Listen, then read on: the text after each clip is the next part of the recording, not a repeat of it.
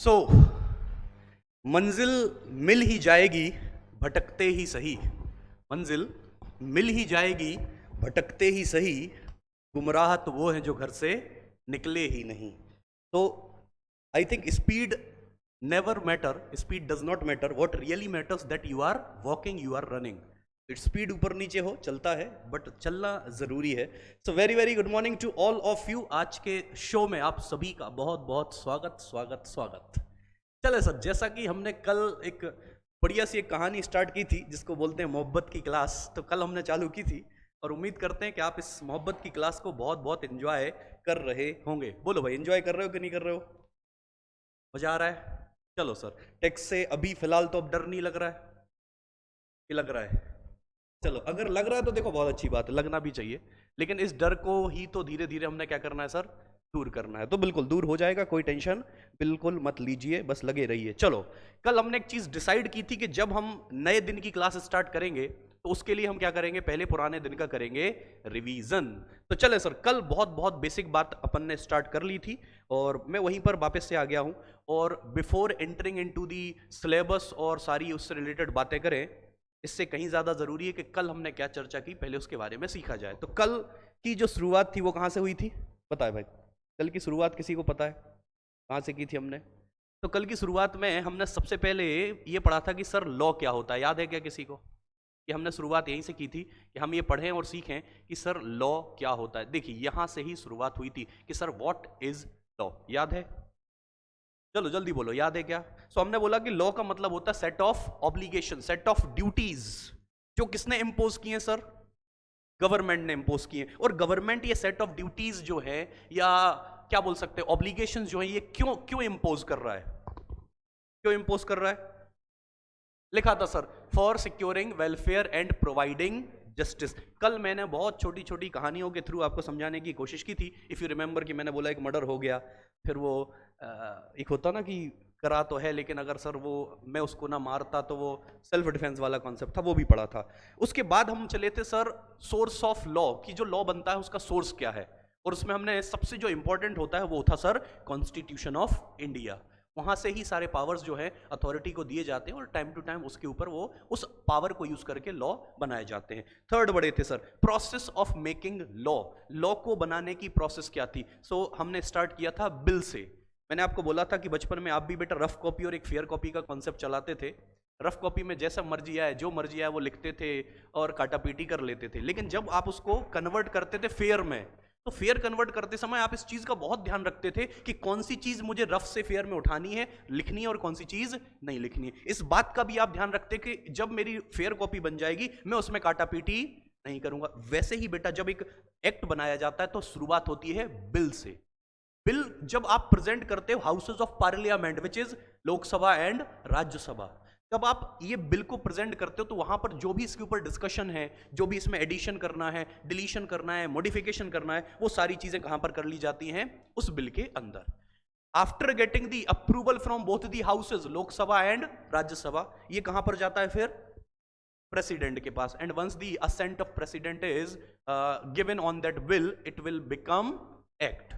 और जिस दिन उन्होंने असेंट दी उस दिन उसको क्या बोल सकते हैं, उस दिन उसको एक्ट का रूप दे दिया जाता है। और जब ये एक्ट बन जाएगा तो being the citizen of this country हमें और आपको इसको फॉलो करना है। चलो, प्रोसेस ऑफ मेकिंग लॉ के बाद फिर कहानी की शुरुआत की और हमने बोला कि सर टैक्स का क्या मतलब है। लीजिए sir, what is the meaning of tax? तो टैक्स क्या था सर? कंपलसरी था या ऑप्शनल था? मतलब ऐसा था कि देना है तो दे दो, नहीं मन है तो चलो रहने दो, ऐसा है कि नहीं देना ही है? देना ही है। सो सर टैक्स था एक कंपलसरी फाइनेंशियल चार्ज जो देना पड़ेगा। किसको सर?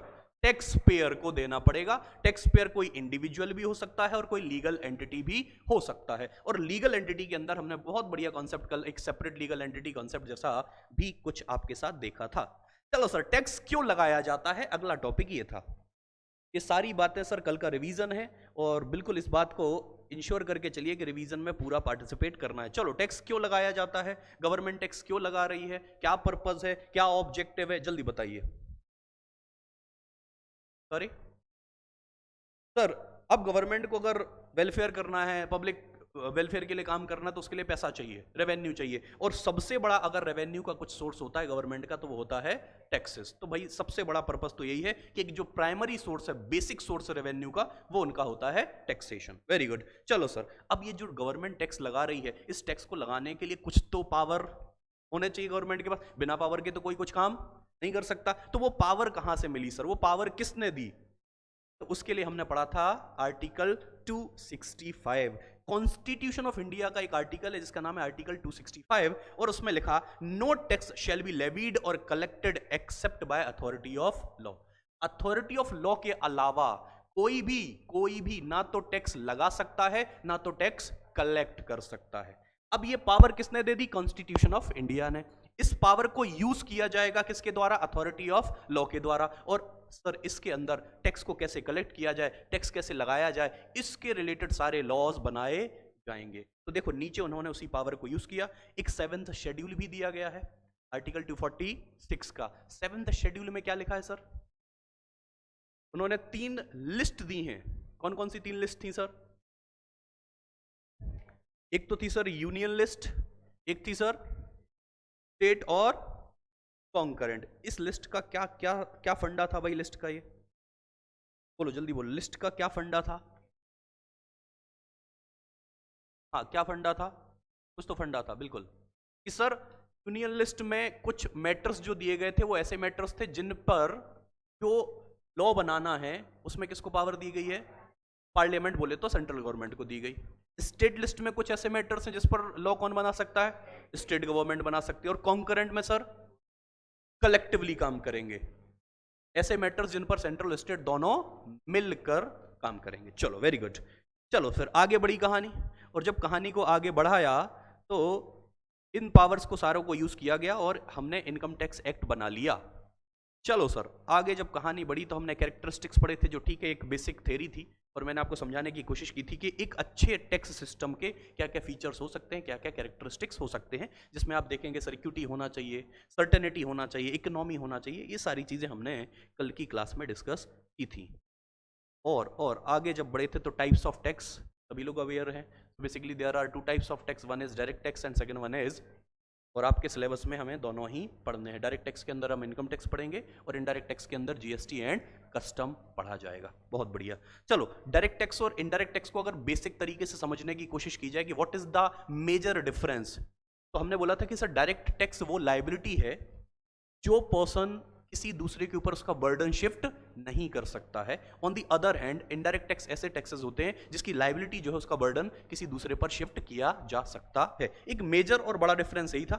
बाकी तो देखो मैंने एक टेबल बना रखी थी, अगर आप देखें तो एक बहुत बढ़िया सी टेबल जो आपके मॉड्यूल की है ये रही। Direct tax versus indirect tax का एक डिफरेंशिएशन दे रखा था, इसके ऊपर भी बेहतरीन चर्चा अपन ने की थी। हाँ सर अब ये जरूरी है, वो है sir component of income tax, income tax law. और कल मैंने आपको एक चीज समझाई थी यहां से कि सर आपके सब्जेक्ट का नाम, सिलेबस का जो नाम है सब्जेक्ट का, वो क्या है sir? Tax laws and practice. तो ओल्ड स्कीम और न्यू स्कीम में तो पहला बदलाव तो यही हुआ, उसमें केवल टैक्स लॉज था, इसमें एंड उसमें क्या जोड़ दिया गया? प्रैक्टिस जोड़ दिया गया। तो प्रैक्टिस क्यों जोड़ा गया इस पे भी हमने चर्चा की। और उसके साथ साथ मैंने एक चर्चा ये की थी कि why they are calling tax laws, law का क्या मतलब होता है, इसके ऊपर मैंने आपके साथ कल डिस्कशन किया था। तो बताइए सर आपके हिसाब से लॉ क्यों लिखा गया, लॉ का क्या मतलब है? क्या ऐसा, मैं इसको उल्टा पूछ लेता हूं कि is there any difference between act and law? तो क्या लगता है सर एक्ट में और लॉ में कोई डिफरेंस है क्या? दोनों बातें सेम है या जब जैसी इच्छा है तब बोल लो, फिर क्या क्या डिफरेंस है? हाँ जी, कल अपन ने ये चर्चा की थी कि सर अगर देखो हम एक्ट की बात करेंगे तो एक्ट बोले तो specific. If we talk about income tax act, that means a tax which include all the compliances rules regulation of income tax ना, बस उसमें इतना ही रहेगा। लेकिन लॉ की अगर बात करेंगे तो स्पेसिफिक की बात नहीं करेगा। देखो इनकम टैक्स से रिलेटेड जितने सारी चीजें हैं, लाइक इनकम टैक्स एक्ट हो, फाइनेंस एक्ट हो, रूल्स हो, सर्कुलर्स हो, नोटिफिकेशंस हो, लीगल डिसीजंस हो, इनको कलेक्टिवली क्या बोला जाएगा? लॉ। तो law include act. Act narrow term होता है जबकि लॉ क्या होता है? वाइडर टर्म होता है। अगर मुझे तुम्हें एक्ट पढ़ाना होता तो मैं इस सिलेबस में आपको केवल और केवल इनकम टैक्स एक्ट पढ़ाता और फ्री, आप भी फ्री और हम भी फ्री। लेकिन मुझे तुम्हें इनकम टैक्स एक्ट नहीं पढ़ाना है, मुझे पढ़ाना है टैक्स लॉज। दैट मीन्स मुझे आपको इनकम टैक्स एक्ट भी पढ़ाना पड़ेगा, फाइनेंस एक्ट भी पढ़ाना पड़ेगा, टाइम टू टाइम रूल्स जहां आएंगे वो रूल्स भी पढ़ेंगे, सर्कुलर्स आएंगे, नोटिफिकेशंस आएंगे, एंड लास्ट में सर जो लीगल डिसीजंस हैं जिसको आप केस लॉज बोलते हैं वो भी हमें डिस्कस करने पड़ेंगे। तो इन सारी चीजों को ही कलेक्टिवली क्या बोला जाएगा सर? इन सारी चीजों को कलेक्टिवली क्या बोला जाएगा sir? Tax law. Getting the concept? अब इसमें आपको थोड़ी थोड़ी यहां पर आपको फिर से थोड़ा सा डीपली रिवीजन करना पड़ेगा। सबसे पहला था इनकम टैक्स एक्ट 1961। हमने ये पढ़ा कि सर एक एक्ट बनाया गया जो जिसमें हमने ये बोला कि जो भी इनकम होगी हम उस पर क्या लगाएंगे सर? टैक्सेस लगाएंगे। करेक्ट है बात? अब कब आया सर? तो गवर्न बाय होगा income tax act 1961, whole of the India पर एप्लीकेबल होगा। 1 अप्रैल 1962 को आया था और इसमें कुछ सेक्शंस आपको दिए गए हैं 1 से लेकर 298 तक। सेक्शंस को क्या में क्लासिफाई किया जाता है further? Sub section and clauses की कहानी होती है। ये भी हमने आपके साथ कल डिस्कस किया था। क्या डिफरेंस होता है भैया सब सेक्शन एंड क्लॉज में? बोलो। हाँ जी, कुछ तो ऐसा ही बोला था अपन ने। जल्दी बोलो, जल्दी बोलो, बोलिए सर। क्लॉजेज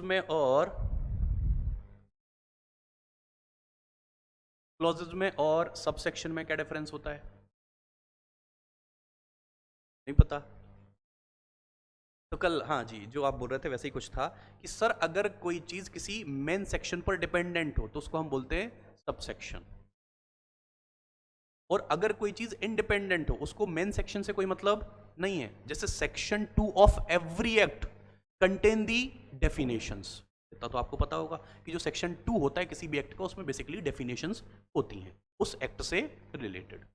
तो अब सेक्शन 2 तो मेन सेक्शन है, लेकिन अगर मुझे इसके अंदर बहुत सारी डेफिनेशंस डालनी है तो 2 के अंदर मैं क्या जोड़ता जाऊंगा?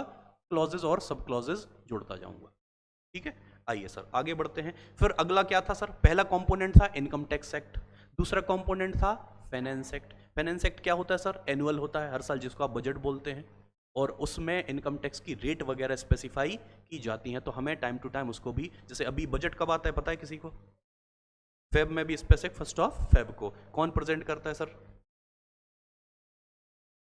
हाँ निर्मला सीतारमन जी नहीं करती हैं प्रेजेंट, वो करती हैं फाइनेंस मिनिस्टर। हाँ, currently she is the finance minister, so obviously बात है वही प्रेजेंट करेंगी, बट जनरली आंसर होता है दी finance minister of the country. ठीक है, बहुत बढ़िया। तो being a student of this professional course, भले आपको समझ में आए, कम आए, ज़्यादा आए, लेकिन आपको बजट स्पीच जरूर सुननी चाहिए, बहुत ज़रूरी होती है। लेकिन अभी फिलहाल अपने लिए फाइनेंस एक्ट कौन सा एप्लीकेबल है आपके सिलेबस में? 2023, वो आपके लिए एप्लीकेबल है। चलो फिर उसके बाद आए थे इनकम टैक्स रूल्स। तो हमने एडमिनिस्ट्रेशन का पावर किसको दिया? तो एक बोर्ड होता है जिसका नाम है CBDT, central board of direct taxes. ये सारा जो टैक्सेशन, डायरेक्ट टैक्स का जो पूरा का पूरा एडमिनिस्ट्रेशन है, ये कौन संभालेगा? सीबीडीटी संभालेगा। और सीबीडीटी को साथ में पावर दिया गया है कि सर इनकम टैक्स प्रॉपर चले, प्रॉपरली इसकी लेवी हो, प्रॉपर इसका कलेक्शन हो, उसके लिए जो भी समय समय पर आपको रूल्स बनाने पड़ेंगे उन रूल्स को आप फ्रेम कर सकते हैं, बना सकते हैं, कोई दिक्कत वाली बात नहीं है सर। उनको हम क्या बोलेंगे? Income tax rule 1962। बहुत बढ़िया। आगे थे सर, एक आता था सर्कुलर एंड नोटिफिकेशन। चलो जल्दी बताओ सर्कुलर क्या होते हैं सर? सर्कुलर क्या होते हैं सर? बोलो जल्दी बोलो, सर्कुलर क्या होते हैं?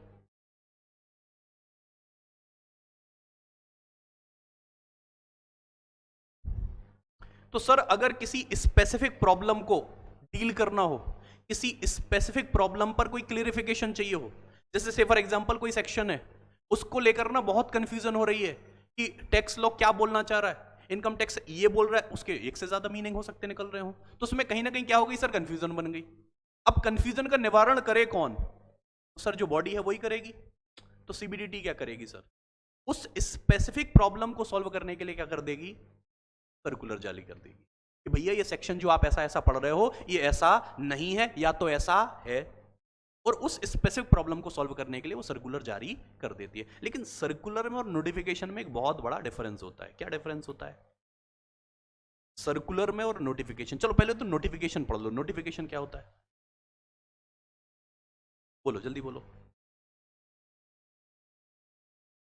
सर अगर समय समय पर हमें कोई चेंजेस लाना हो, अमेंडमेंट लाना हो, कोई रूल है, रूल बदल गया भाई, क्योंकि देखो बिजनेस करने के तरीके बदल रहे हैं, कॉम्प्लेक्सिटीज बदल रही हैं, तो टाइम टू टाइम हमें चीजें चेंज करनी पड़ेंगी। अब अच्छा कोई रूल मुझे चेंज करना था, तो उस रूल को चेंज करने के लिए क्या लाया जाता है? नोटिफिकेशन लाया जाता है। अब नोटिफिकेशन में और सर्कुलर में क्या डिफरेंस है? हाँ, करेक्ट यही था। जो सर्कुलर होता है, देखो कहीं तो लिखा होगा, देखो क्या लिखा है,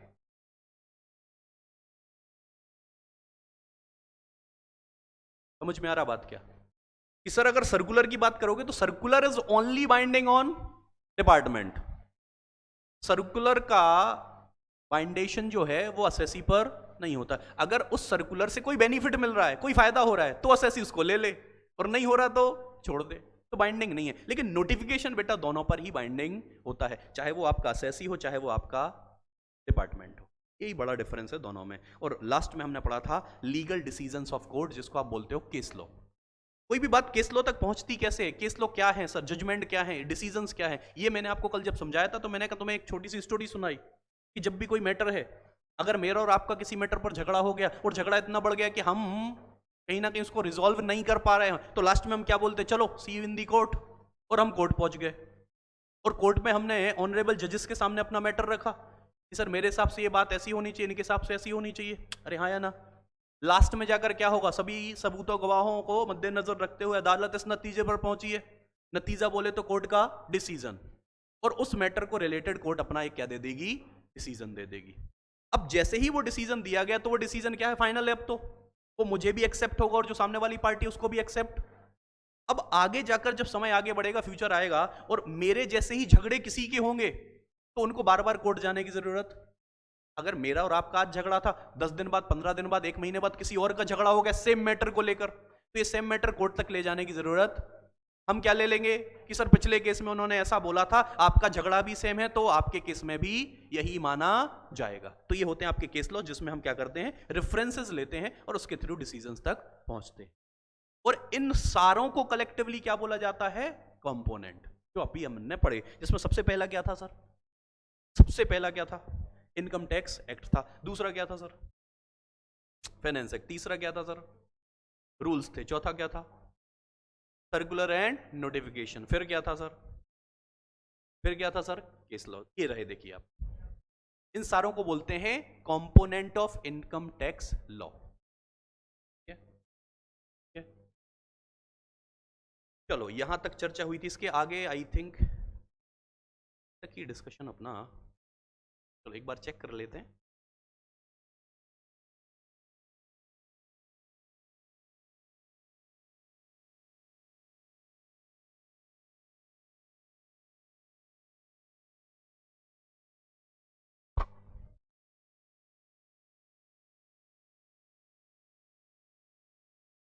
हाँ जी, कल का जो डिस्कशन था वो अपना यहीं तक था। अब आज जब कहानी को आगे बढ़ाएंगे, तो मैंने कल आपसे बोला था कि कल मैंने आपको सिलेबस के बारे में, मार्किंग स्कीम के बारे में, एमसीक्यूज के बारे में कोई भी डिस्कशन कल की क्लास में नहीं किया था। तो आज की कहानी हम वहीं से ही चालू करेंगे, ठीक है? अच्छा, इसमें ओल्ड स्कीम वाले भी हैं कि सारे सारे न्यू स्कीम वाले हैं? आप ओल्ड के हैं इधर वाले सब? वाह, तो अच्छा सेपरेशन कर रखा है, बहुत बढ़िया। चले चले, तो देखें, अब आप न्यू स्कीम के हैं, आप ओल्ड स्कीम के, से यहां पर फिलहाल कोई दिक्कत आने वाली नहीं है। जो हल्के फुल्के चेंजेस हैं वो मैं आपको बता देता हूं। पहले टाइम में ओल्ड स्कीम में आपका दोनों जीएसटी, कस्टम और इनकम टैक्स, दोनों का सेपरेशन जो था वो कितने का था? मतलब डायरेक्ट और इनडायरेक्ट का, वो 50-50 का था। अभी कितने कितने का हो गया? अभी 60-40 का हो गया है। करेक्ट है। पहले 100% एमसीक्यू था, और अभी, अब अभी actually the according to the notification, और जो उन्होंने सिलेबस का न्यू स्कीम का जो निकाला, उसके हिसाब से तो 80-20 होना चाहिए, बट वो धोखा हो गया। और जो हम उम्मीद कर रहे थे कि 20% के एमसीक्यू आएंगे, वो नहीं आए। तो फिर इससे ये नतीजे पर हम पहुंचे कि सर अब एमसीक्यू का साथ बस इतना ही था, ठीक है? तो अब 100% क्या रहने वाला है सर? डिस्क्रिप्टिव रहने वाला है। आपके हिसाब से ज्यादा इजी क्या पड़ता है, डिस्क्रिप्टिव की एमसीक्यू? आपके हिसाब से ज्यादा इजी क्या पड़ता है, डिस्क्रिप्टिव की एमसीक्यू? दोनों अपनी जगह है। हाँ, ये बढ़िया आंसर है, कुछ बोलो ही मत, क्योंकि किसी एक साइड जाओगे तो फिर फंसने की कहानी है। It is better to sit on the fence. Descriptive ज्यादा इजी होते हैं। क्या बोलते हो भाई साहब? दोनों इजी है? अरे वाह यार, ये मिला मेरे काम का बंदा। हाँ जी साहब, आप तो ओल्ड स्कीम में, आपके हिसाब से क्या लगता है? अच्छा, समझ में नहीं आ रहा है। कल मैंने ना कुछ बातें बताई थी कि आपको जो ये डर है ना इनकम टैक्स से, उसके डर की कुछ वजह होती हैं। पहला तो आप ना इस सब्जेक्ट से कनेक्टेड ही नहीं हो। देखो, जब भी आप किसी काम को निपटाने की कोशिश करते हो ना कि बस यार किसी तरीके से निपट जाए, तो वो ज़्यादा डिफिकल्ट होता है। और मैं आपको समय समय पर कुछ ऐसी किताबें बताऊंगा जो आप ज़रूर पढ़िएगा। और वो किताबें ना आप अगर पढ़ोगे, अदर देन सिलेबस हैं वो, तो जब आपको वक्त मिले तो ज़रूर पढ़िएगा। एक बुक है जो स्टूडेंट्स को ज़रूर पढ़नी चाहिए, उस बुक का नाम है eat that frog. Eat that frog, frog मतलब हाँ जो आप समझ रहे हो वही मैं बोल रहा हूँ। और मैं ना, देखो कल भी मैंने एक बुक के बारे में जिक्र किया था, और वो तुम अभी पढ़ तो पाओगे नहीं, मुझे ये पता है, और जाना भी मत पढ़ने, पहले सिलेबस पढ़ लो, वही बात है। तो मैं ना आपको समरी बता देता हूँ कि उस बुक की है क्या, और मैं आपसे कुछ चंद क्वेश्चन पूछूंगा। अगर आप उन क्वेश्चन के थ्रू मेरी बात समझ गए तो मेरे हिसाब से फिर आपकी सारी लाइफ की टेंशन ऑटोमेटिकली खत्म हो जाएंगी। तो फ्रॉग मतलब ऑब्वियसली बात है मेंढक ही होता है। अब आप प्लीज, मैं आने जो आगे बोल रहा हूँ ना, तो उसको ऐसा मत करना कि मैं वेजिटेरियन हूँ, मैं नॉन वेजिटेरियन, यहाँ ये मुद्दा है ही नहीं। जो जहाँ है भाई अपने अपना है वो, उसमें मेरा कुछ भी कमेंट नहीं है। मैं आपको ना कुछ ऑफर कर रहा हूँ कि आपको ना फ्रॉग खाना है, तो ऐसा मत करना ई कौन खाएगा, ऐसा कुछ नहीं है। मैं जो बस पूछ रहा हूँ वो आप जवाब दीजिए। मैंने ना आपके सामने 5 फ्रॉग रखे अलग अलग साइज के। ये 5 फ्रॉग हैं, और मैंने अलग अलग साइज के आपको फ्रॉग दिए, और सभी लोग समझे इस बात को, बड़ा बड़ा मजा आने वाला है आपको आने वाले बस 5 मिनट के लिए। मैं आपसे पूछता हूं कि आप इनमें से शुरुआत कौन से फ्रॉग से करोगे। मैं नंबरिंग कर देता हूं टू बी मोर स्पेसिफिक। मान लो ये 1 है, ये फिर 2 है, ये 3 है, ये से फॉर एग्जाम्पल 4 है, और ये 5 है, ये 5 है। तो आपको केवल नंबर बताना है कि कौन से नंबर से आप खाने, देखो पांचों है। कंडीशन नंबर 1, खाने आपको पांचों हैं। बस आपको शुरुआत यहां से बतानी कि पहले नंबर पर आप फर्स्ट खाओगे, सेकंड खाओगे, शुरुआत कहां से करोगे, बस मुद्दा इतना है मेरा। तो चलें एक एक करके, और अपना बिल्कुल, सर बोल रहे 5th, आप भी बोल रहे 5th, पीछे सेकंड से स्टार्ट, बीच में देखा ना, इधर को बुरा लगना चाहिए ना इधर को बुरा लगना चाहिए। हाँ जी सर, 5th। हाँ जी मैम, 5th।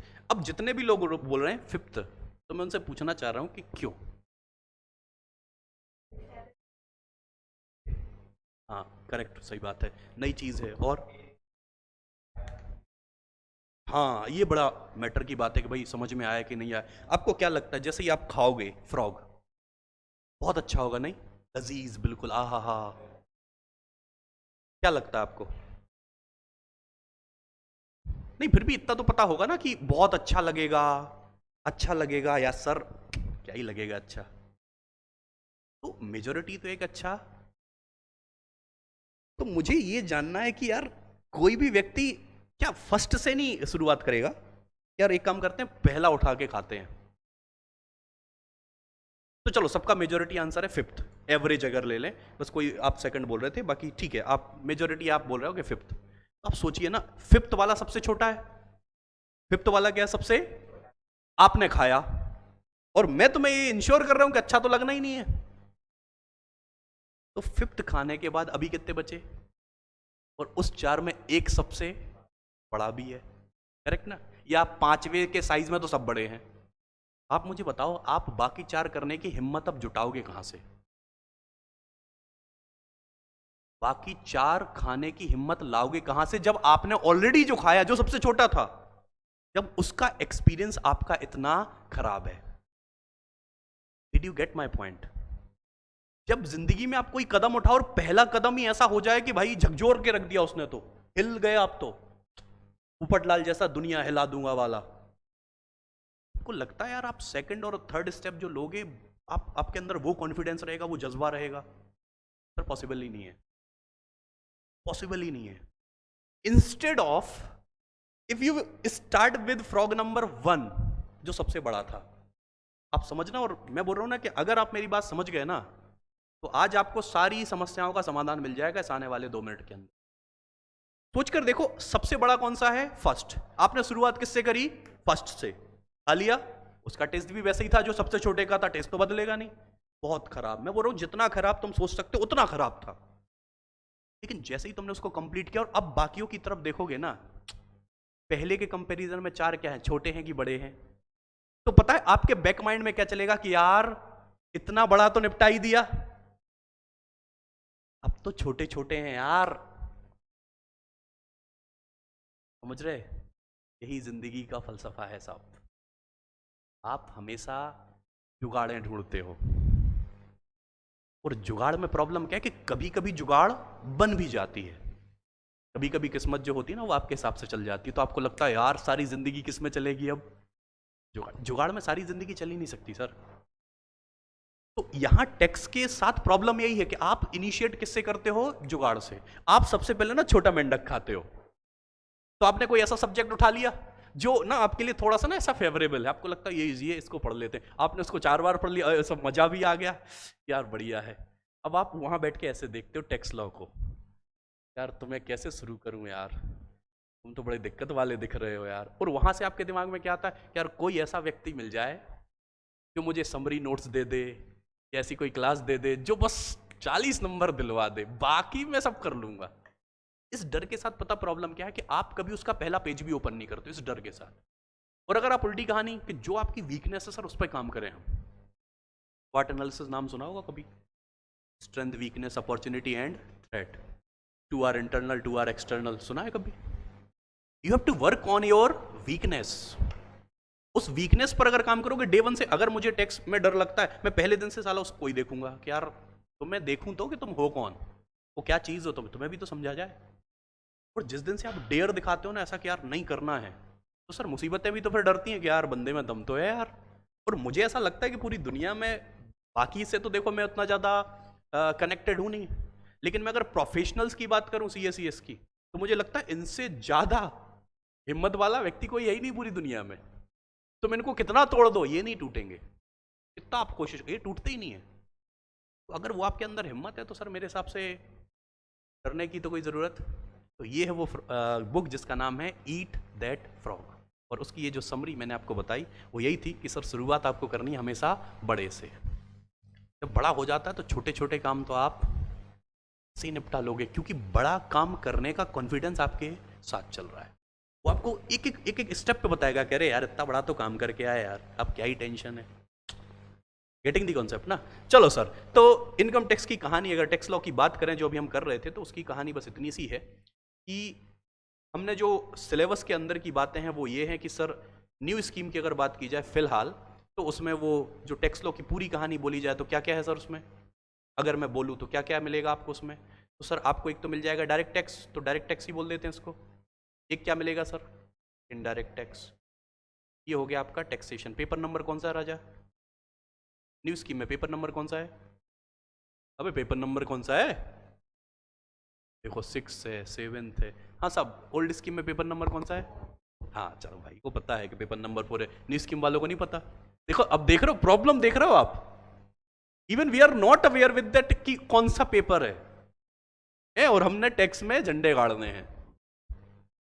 और फिर मैं लास्ट में बोलूंगा तो तुम बोलोगे, मैंने कहा ये मोहब्बत की क्लास है, तो लास्ट में जाके जिससे नहीं बनेगा बोलेगा सर मैंने टैक्स नहीं किया। क्यों सर? मोहब्बत थी इसलिए जाने दिया, जिद होती तो बाहों में होती है। कौन सा है पेपर नंबर? 7 है पेपर नंबर, करेक्ट। चलो था, तो डायरेक्ट टैक्स कितने नंबर का? ये होना ही था बेटा, तुम्हारी हरकतों से हुआ है 60 का। पहले 50-50 था, अच्छा था। तो ये कितने का बचा? तो वैसे पहले इसमें भी अपन 2 सब पार्ट कर देते हैं। पहला पार्ट कौन सा है? GST का। और दूसरा कौन सा है? कस्टम का।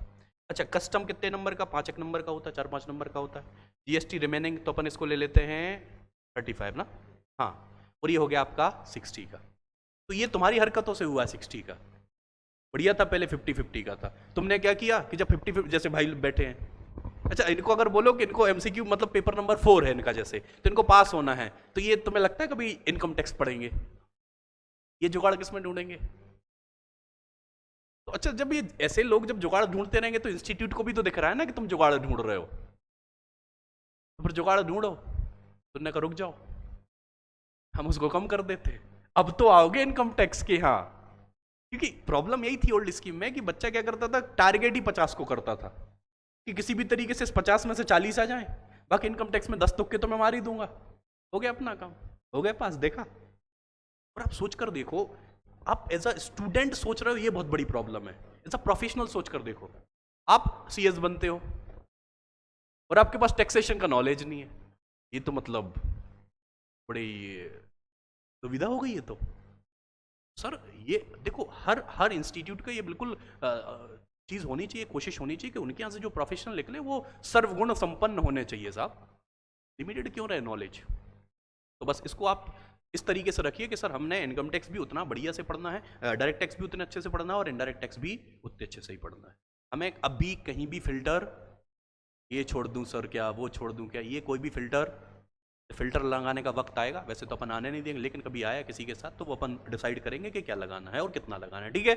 चलो सर, तो ये हो गई कहानी डायरेक्ट टैक्स की। 60 मार्क्स का डायरेक्ट टैक्स रहेगा, इनडायरेक्ट टैक्स में जीएसटी और रहेगा custom. Case studies based question आएंगे जो अभी आपने देख लिए हैं। न्यू स्कीम में एमसीक्यू नाम का कुछ भी नहीं है। अब लेकिन मैं ये बोलता हूं कि देखो क्वेश्चन कैसे आएंगे, क्या आएंगे, वो प्रैक्टिस अपन को क्लास के अंदर ही करनी है, तो आपको उसको लेकर कोई टेंशन लेने की जरूरत, आपको केवल क्या करना है सर, रेगुलर आइए, पढ़ाई करिए, जो बोला जाए उतना काम करिए बस, ठीक है। जो एमसीक्यू वाले हैं अपन उनके साथ एमसीक्यू की प्रैक्टिस कर लेंगे, ठीक है साहब। आइए सर, अब बात करते हैं इस कहानी को अगर आगे बढ़ाया जाए तो कल तक मैंने आपको सारे के सारे कंपोनेंट बता दिए थे, आज मुझे जो बताना है यहां से सर बिल्कुल कहानी की शुरुआत हो रही है, वो है सर इंपॉर्टेंट डेफिनेशंस। आज से बिल्कुल सर कहानी चालू हो रही है, इंपॉर्टेंट डेफिनेशंस में अपन एक एक करके सारी चीजें पढ़ेंगे, समझेंगे। मैंने कल आपसे बोला था, आज जितने लोग नए हैं इनके तो वो समझ लीजिए sir, this is going to be two way communication class. यहां पर वन वे कम्युनिकेशन नहीं, यहां पर टू वे कम्युनिकेशन है।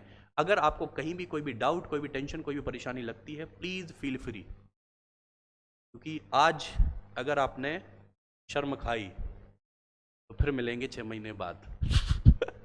तो बताओ भाई, मिलना तो नहीं किसी को, नहीं मिलेंगे मतलब ऐसे, अरे दुश्मनी कर लोगे मतलब, बोलो नहीं मिलेंगे, नहीं मिलेंगे मतलब प्रोफेशनल में मिलेंगे, प्रोफेशनल। हाँ, मिठाई का डब्बा, चलो तो बंगाली मिठाई मुझे बहुत पसंद है भाई साहब। हाँ, अरे यार दुकान तक भी पहुंच गया भाई। चलो सर, इंपॉर्टेंट डेफिनेशन, सेक्शन कौन सा आना चाहिए, कोई आना चाहिए, और ब्रैकेट में क्या लिखा सर, सब सेक्शन की क्लॉज,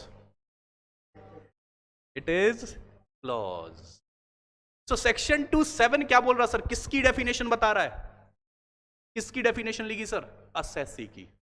आपको क्या लगता है असेसी मतलब क्या होता होगा, ऊपर पता उन्होंने बोला भी था कि tax is a financial charge जो कलेक्ट किया जाएगा टैक्स पेयर से, फिर नीचे कहीं उन्होंने एक वर्ड यूज किया था असेसी, जिसको मैंने बोला था अभी इग्नोर करो। तो अब हम आ गए कि सर असेसी मतलब कौन, और इनकम टैक्स के अंदर आपको पता है जो वर्ड यूज होता है वो कौन सा होता है, असेसी। तो आइए सर समझते हैं असेसी मीन्स कौन होता है। असेसी मीन्स अ पर्सन, तो असेसी कौन है सर, एक पर्सन है। कौन सा पर्सन है sir, bye whom any tax. अब आप सोचकर देखो, यहां इनकम टैक्स लिखा है या एनी टैक्स लिखा है, मतलब इट कुड बी डायरेक्ट और इट कुड बी इनडायरेक्ट। तो assessee means a person by whom any tax और any other sum of money is payable under this act in addition. तो यहां तक, केवल यहां तक पढ़ो, अंडर दिस एक्ट। तो असेसी मीन्स क्या होगा सर, कोई भी पर्सन जिससे हम क्या कर रहे हैं, कोई भी टैक्स कलेक्ट कर रहे हैं। तो अगर आपसे टैक्स कलेक्ट किया गया, आप कौन हो, असेसी हो। मेरे से टैक्स कलेक्ट किया गया, मैं कौन हूं, अगर किसी कंपनी से टैक्स कलेक्ट किया गया वो कौन है, किसी एलएलपी से किया गया वो कौन है, किसी फर्म से किया गया वो कौन है। Getting the concept. तो sir in simple term assessee means a person by whom tax is collected. बोलो हाँ या ना। अब आगे क्या लिखा है, इन एडिशन, बोले तो मतलब ऊपर जो बोला उसके साथ साथ क्या इंक्लूड है, इट इंक्लूड्स। अब कई बार ऐसा होता है ना कि इनकम मेरी है तो मैंने टैक्स दिया, लेकिन कभी कभी अगर आपने सुना हो कि कभी मैंने मेरी इनकम ना इसी तरीके से दूसरे पर ट्रांसफर कर दी, तो वो किसके हाथ में आ गई, उसने कमाई नहीं है, मैंने उसको दे दी, जैसे से फॉर एग्जांपल गिफ्ट दे दिया 2-4-10 करोड़ का, तो मैंने तो मेरे यहाँ खर्चा बता दिया, इफ यू रिमेंबर दी एक हेड होता है ना इनकम फ्रॉम अदर्स, सेक्शन 5610 के अंदर हम ये सारी गिफ्ट की चीज़ें पढ़ेंगे और समझेंगे कि कब गिफ्ट एग्जम्प्ट होता है, कब टैक्सेबल होता है। तो मान लो मैंने गिफ्ट दे दिया कैश 10 करोड़ रुपए, तो गवर्नमेंट जब मेरे पास पूछने, मैंने कहा भाई मेरे पास कुछ भी नहीं है, देख लो, मैंने तो दे दिया। तूने कहा किसको दे दिया? मैंने कहा भाई सबको दे दिया।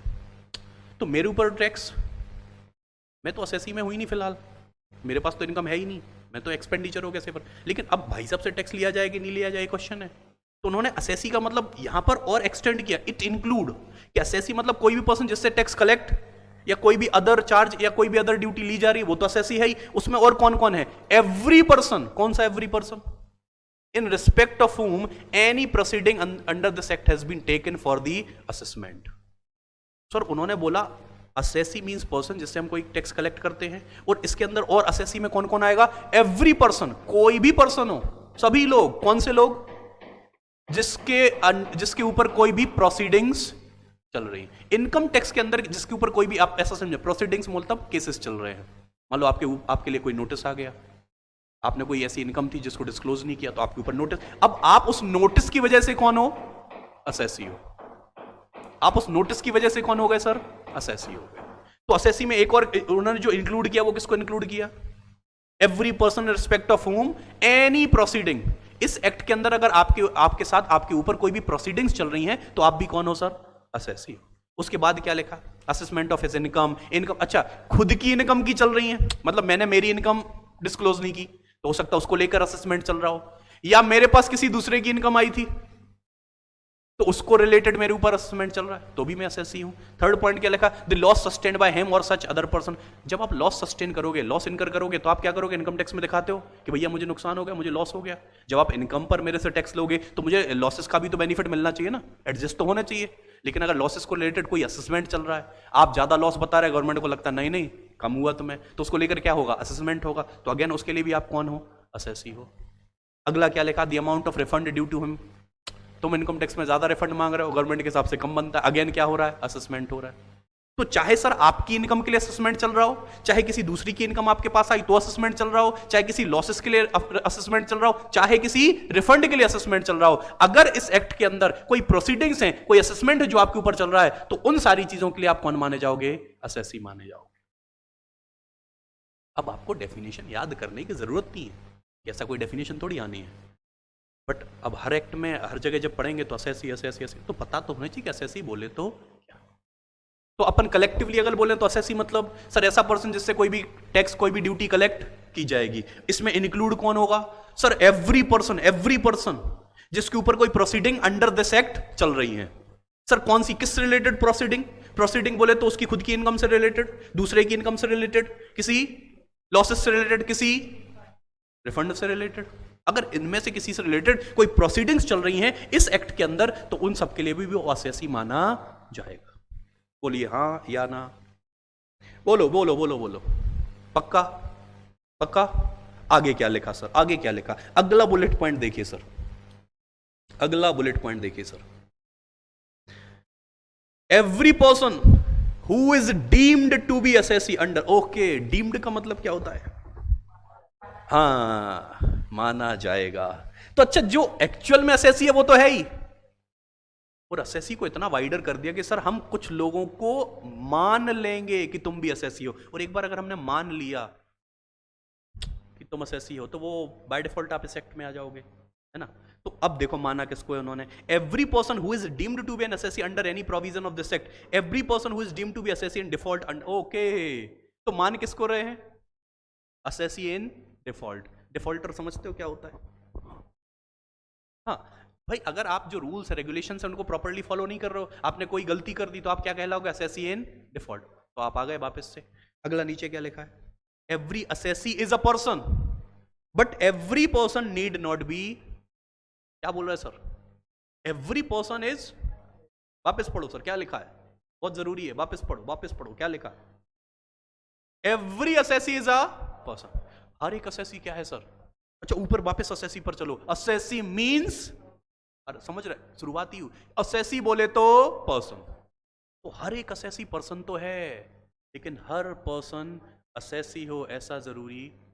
तो आप सोच कर देखो ना, इस बात को अगर आप समझोगे, कोई भी ऐसा पर्सन जो ऊपर की डेफिनेशन में आ ही नहीं रहा, कोई भी ऐसा पर्सन, ना तो मैं उससे कोई टैक्स कलेक्ट कर रहा हूं, ना उसके ऊपर कोई प्रोसीडिंग्स चल रही हैं, ना उसने कोई डिफॉल्ट किया, अरे हाँ या ना, तो वो पर्सन तो है, लेकिन वो असेसी। अगर किसी पर्सन को असेसी बनना है तो ऊपर की इन बातों को कहीं ना कहीं किसी ना किसी तरीके से उसको फुलफिल करना, या तो मैं उससे टैक्स कलेक्ट कर रहा हूं तो भाई साहब आप असेसी हो, या तो आपके ऊपर किसी इन मैटर्स के अंदर क्या चल रही हैं, प्रोसीडिंग्स चल रही हैं, तो भी आप असेसी। तो मैं पर्सन तो हूं, लेकिन मेरे से टैक्स भी कोई कलेक्ट, मैं कोई प्रोसीडिंग्स भी, तो फिर मैं असेसी पर्सन तो, गेटिंग दी कॉन्सेप्ट। तो हर असेसी पर्सन है सर, हर असेसी क्या है, पर्सन है, क्योंकि असेसी मींस पर्सन का मीनिंग ये। तो सर उन्होंने लिखा every assessee is a person but every person need not be assessee. बोलो ये बात समझ में आती है? तो ये थी सर सबसे पहली डेफिनेशन जिसमें हमने सीखा कि what is the meaning of assessee. अब यहां पर एक वर्ड यूज हुआ है बेटा, असेसमेंट। ये है मिला, एक वर्ड यूज हुआ ना, असेसमेंट। तो क्वेश्चन ये आता है sir what is the meaning of assessment. तो देखें असेसमेंट उन्होंने समझाया है। असेसमेंट क्या लिखा नीचे देखिए, दिस इज द प्रोसीजर। तो मतलब यहां से एक समझ में आए कि अच्छा असेसमेंट बोले तो प्रोसेस। अब असेसमेंट एक प्रोसेस है, अब किस चीज की प्रोसेस है सर? तो देखो आने लिखा by which income of assessee is. अच्छा मुझे बताओ, जैसे ये मैं बहुत करता था जब मैं कोचिंग पढ़ता था, तो मैं क्या करता था, आप लोग भी करते ही होंगे, अब यहां करते पता नहीं, जब ऑफलाइन क्लासेस जब मैंने करा 2011-12 में जब मैंने ज्वाइन किया, तो उस समय तो ऑनलाइन क्लासेस का तो कुछ था ही नहीं, ऑफलाइन क्लासेस ही चलती थी। तो क्लासेस भरी भरी बिल्कुल, तो हम क्या करते थे, कैलकुलेटर उठा लेते थे और सर की इनकम जोड़ते थे। अच्छा 500 बच्चे, ये सबने किया। देखो मैं हमेशा बोलता हूँ, एक मेरी है कि हर सास कभी ना कभी बहू जरूर होती है बेटा। तो जो आज तुम कर रहे हो वो कल हम करके निकले हैं। तो हम क्या करते थे, ऐसे दोस्त यार जैसे आप बैठे थे ऐसे बैठते थे कि अच्छा 500 बच्चे इंटू 20,000 फीस, ओहो सर तो बहुत छाप रहे यार। अच्छा कहीं ना कहीं बैक माइंड में पता क्या चलता था कि यार कुछ नहीं हुआ ना तो अपन भी कोचिंग खोल लेंगे, इसमें यार पैसा बढ़िया है। नहीं क्या लगता है, जैसे मान लो ना आपने निकाला कैलकुलेशन कि 20,000 इंटू 500 बच्चे, क्या लगता है इसके ऊपर टैक्स देना पड़ेगा? क्या लगता है जितना भी अमाउंट आया वॉट एवर, क्या लगता है आपके सर जो भी होंगे या जिनकी आप बात करो, क्या उनको इस अमाउंट पर टैक्स देना है? जैसे फॉर एग्जांपल अमाउंट आया 10 करोड़ रुपए, तो सीधे 10 करोड़ पर लाओ भाई साहब टैक्स, फिर क्या करना पड़ेगा? क्या माइनस करना है? एक्सपेंसेस माइनस करना है। तो अगर अपन कलेक्टिवली बोले तो sir this is the gross income, we have to find out the net income. अरे साहब 500 लोग अगर आदमी बिठा लेके बैठा है तो उसके लिए हॉल भी तो है, लाइट पंखा बिजली पानी नोट्स रेंट, ये खर्चे भी तो हैं। तो तुम अगर पूरों पे ही टैक्स ले लोगे तो खर्चा कौन देगा फिर? तो आपको क्या करना पड़ेगा, उसकी इनकम को कंप्यूट करना पड़ेगा। मैंने क्या बोला, इनकम को आपको कंप्यूट करना पड़ेगा। आप लोग ग्रॉस इनकम माइनस खर्चे, तो फिर आएगी, इस प्रोसेस को क्या बोलते हैं sir? The procedure by which you are finding the income of the, by the procedure by which you are finding the income of the, और इसी प्रोसीजर को मोहब्बत से क्या बोलते हैं? तो वापस पढ़ो क्या लिखा है, दिस इज द प्रोसेस और procedure by which the income of assessee is.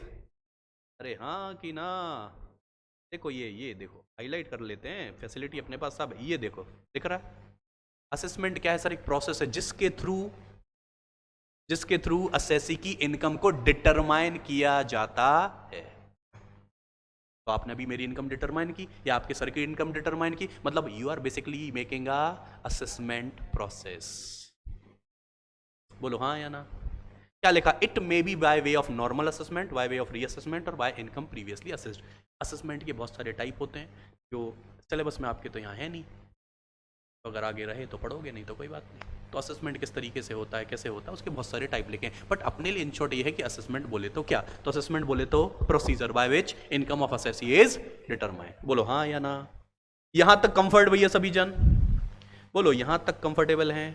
हाँ, तो अब ऊपर एक और वर्ड आया था असेसी मींस, और एक और बात बोल के उन्होंने थोड़ा सा ऐसे परेशान कर दिया कि every assessee is a person, but her person assessee ऐसा जरूरी? तो हमारे और आपके दिमाग में कि ये पर्सन है कौन, मिलवाओ इससे। चलो सर मिलवाते हैं, मिलवाते हैं सर, पर्सन कौन है? तो पर्सन बोले तो यहां पर बहुत सारी चीजें लिखी हैं। आप तो एक काम करो, पहले फ्लो चार्ट देख लेते हैं। सबसे पहला क्या लिखा उसमें? अच्छा, अरे पर्सन और इंडिविजुअल में डिफरेंस होता है क्या? ऑब्वियसली बात है। पर्सन में सबसे पहले कौन आएगा? इंडिविजुअल, दूसरा HUF, तीसरा कंपनी, चौथा firm, then AOP BOI, then local authority, and last. तो नाम तो अच्छे लग रहे नहीं ऐसे फैंसी फैंसी से। अब लेकिन अपन को इनको समझना, देखो आप, अगर मैंने बोला था कल की क्लास में, मैंने बोला था कि 3 दिन जो आपके हैं वो पूरे के पूरे आप ऐसा समझ लो कि बिल्कुल बेसिक्स स्ट्रॉन्ग करना है। और अगर एक बार आपकी नींव मजबूत हो तो कितनी ऊंची इमारत खींच दो, फिर कोई दिक्कत। Getting the concept? इसलिए बिल्कुल फोकस्ड होकर एक एक चीज़ समझते जाओ, एक एक चीज़ बिल्कुल ऐसे दिमाग में आनी चाहिए कि हाँ सर ये बात हमको समझ में आती है। और अगर आप यहीं पर कमज़ोर पड़ गए, क्योंकि इसके बाद जो आगे क्लास आओगे आप रेसिडेंशियल स्टेटस निकालेंगे बाकी सी, तो वहाँ से तो फिर एक होता है ना टेक्निकलिटी में घुस जाएंगे हम, फिर वहाँ पर आपके बैक माइंड में चल रहा है कि यार इंडिविजुअल मतलब क्या था, तो वो फिर बड़ी दिक्कत की बात हो जाएगी, है ना। चलो सर, तो सबसे पहला लिखा है सर इंडिविजुअल। क्या लिखा है सर? इंडिविजुअल मीन्स ओनली अ, मतलब हम और आप, ह्यूमन। तो आपको याद है जब हम कंपनी की बात करेंगे तो वहां लिखा होगा आर्टिफिशियल पर्सन, मतलब नेचुरल पर्सन और आर्टिफिशियल में बस डिफरेंस है कि हम खाते हैं पीते दौड़ते भागते सोचते हैं, बट आर्टिफिशियल पर्सन ऐसा, बाकी उसके पास as a human being, as a person power पूरे हैं, बट वो कुछ ऐसे काम नहीं कर सकता जो हम उससे ऊपर और कर सकते, तो हमको बोला जाता है सर नेचुरल पर्सन। तो इंडिविजुअल में केवल और केवल कौन आएगा? Natural person. चलो क्या लिखा है? इनक्लूड बोथ मेल्स और फीमेल्स, ठीक है। इट ऑल्सो इंक्लूड कौन? माइनर। माइनर कौन होता है यार? माइनर मतलब ये मत बोलना जो मेजर नहीं होता। माइनर मतलब बिलो 18, जो 18 ईयर की एज कंप्लीट कर ले उसको हम बोलते हैं मेजर, करेक्ट। चलो, so it also include minor और पर्सन ऑफ अनसाउंड माइंड। अगर कोई पर्सन ऑफ अनसाउंड माइंड है तो मूवी देखिए भूला, याद है क्या? देखिए गोलमाल, हाँ हाँ करेक्ट। तो अनसाउंड, अरे कुछ नहीं देखा होगा तो मूवी देखी होगी ना गजनी, शॉर्ट मेमोरी लॉस जो होते हैं, तो कोई ऐसा अनसाउंड माइंड है तो वो भी पर्सन की डेफिनेशन में इंक्लूड होगा। But the assessment in such case, अब देखो आगे क्या बोल रहा है। अच्छा वापस से आ जाओ, individual means natural person, include कौन कौन होगा? मेल फीमेल दोनों है, इसमें माइनर भी है और इसमें अनसाउंड माइंड भी है। लेकिन आगे देखो क्या लिखा है, बट द असेसमेंट। अच्छा असेसमेंट क्या था? असेसमेंट क्या था? असेसमेंट क्या था? बहुत बढ़िया, असेसमेंट थी क्या? Procedure of determining the income of the assessee. मैं ऐसे बीच बीच में तुमसे पूछता रहूंगा, इसलिए बिल्कुल अटेंटिव रहना आपको। हाँ, तो माइनर भी इंक्लूड होगा और अनसाउंड माइंड भी इंक्लूड होगा पर्सन की, इंडिविजुअल की डेफिनेशन में। लेकिन कुछ आगे लिख रहे हैं, but the assessment in such case may be made on the guardian और मैनेजर ऑफ द माइनर। क्योंकि देखो माइनर और जो अनसाउंड माइंड वाले लोग होते हैं ये हर चीज को समझने की कैपेसिटी अपने अंदर नहीं रखते हैं। तो जब भी इनकी इनकम कंप्यूट की जाएगी, किसकी? माइनर की और अनसाउंड माइंड, तो इनके साथ सर किसके साथ की जाएगी? माइनर का कोई गार्जियन है या उनका कोई मैनेजर है, और अनसाउंड माइंड कोई पर्सन, उनका कोई गार्जियन है, कोई मैनेजर है, कोई होता है ना केयर टेकर टाइप, उनके थ्रू उनकी जो क्या है इनकम है वो असेस की जाएगी, ठीक है। ओके, तो पहला पर्सन की डेफिनेशन में पहले कौन था? इंडिविजुअल। दूसरा कौन सा है सर? नाम सुना है कभी? क्या नाम होता है बताओ? Hindu undivided family. अच्छा मैं तुमसे एक क्वेश्चन पूछूं जो अगेन क्लास 11th का है, इसका नाम है हिंदू अनडिवाइडेड फैमिली, करेक्ट। ऐसी कौन सी कैटेगरी है? हाँ जी,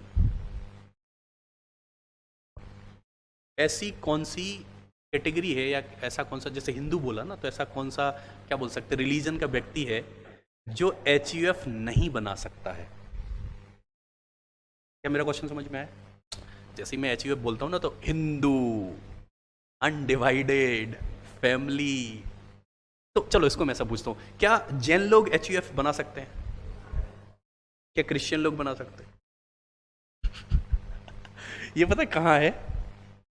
कल भी मैंने कुछ तो बोला था ऐसा, जो क्लास 11th का था। ये क्लास 11th की बिजनेस स्टडी में आप पढ़ोगे, एक चैप्टर है फॉर्म्स ऑफ बिजनेस ऑर्गेनाइजेशन, जिसमें 5 फॉर्म्स बताए गए हैं: sole proprietorship, partnership, HUF, cooperative society and company, है ना? तो उसमें जब आप पढ़ोगे ना HUF उसमें है, और अगर आपने पढ़ा हो, एक होता था दया भागा, मिताक्षरा, है ना? तो उसमें ये पढ़ा था कि एक ऐसी कैटेगरी होती है जो कभी भी HUF नहीं बना सकते। तो मैं बोल रहा हूँ सारे लोग बना सकते हैं एक्सेप्ट मुस्लिम्स, बाकी जितने हैं ना वो सब बना सकते हैं, बस मुस्लिम्स जो होते हैं वो कभी भी HUF नहीं बना सकते। और एक और चीज मैं आपसे पूछता हूं जो आपको ढूंढ के लानी, अगर पता नहीं हो तो। मैं बोल रहा हूं अगर आपका असेसी, सुनना मेरी बात, असेसी मतलब सारे पर्सन्स, और पर्सन में इंक्लूड इंडिविजुअल एंड HUF। मैं बोल रहा हूं आपसे कि ऐसी इनकम के कितने हेड होते हैं? 5। कौन कौन से? सबसे पहले सैलरी ले लेते हैं, हाउस प्रॉपर्टी, PGBP, फिर कैपिटल गेन, और last residual other source. Sir एक ऐसा सोर्स ऑफ इनकम है जो HUF अर्न नहीं कर सकता है। मतलब अगर आप कोई पैसा कमा रहे हो तो आपका पैसा किसी 5 हेड में डाला जाएगा और उसके थ्रू उस पर टैक्स लगाया जाएगा। अगर आपकी इनकम कहीं भी फिट नहीं हो रही तो अल्टीमेटली वो कहां डाल दी जाएगी? Other source. अरे करेक्ट ना बात? मैं बोल रहा हूं HUF है एक जो पैसा कमा रहा है, तो HUF की इनकम किसी भी हेड में जा सकती है एक्सेप्ट 1। HUF एक टाइप की इनकम कभी भी कमा नहीं सकता है, वो कौन सी है? हाँ भाई, ऑनलाइन वाले अगर कमेंट कर सकते हो, जो लोग जुड़े हैं तो वो भी कमेंट कर सकते हैं। एक ऐसी कौन सी इनकम है जो HUF कभी भी अर्न नहीं कर सकता है? ये आपको अगर पता हो बहुत अच्छी बात है, नहीं पता हो आप ढूंढ के लाना, ठीक है? होमवर्क है। चलो आ जाओ, अभी HUF पढ़ लेते हैं। अंडर दिस एक्ट मतलब इनकम टैक्स एक्ट की बात कर रहे हैं। So under the income tax act 1961, Hindu undivided family is treated as, और कल मैंने बताया था सेपरेट लीगल एंटिटी का क्या मतलब होता है, ये भी क्लास 11th में है। चलो बताओ जल्दी, is treated as separate entity. बताओ सेपरेट एंटिटी का क्या मतलब? जल्दी जल्दी बोलो, जल्दी जल्दी बोलो, जल्दी जल्दी बोलो।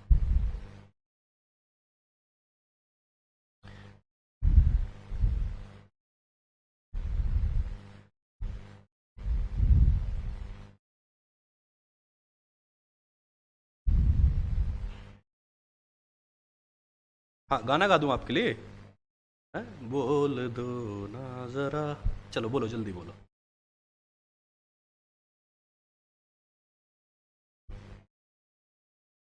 बताइए।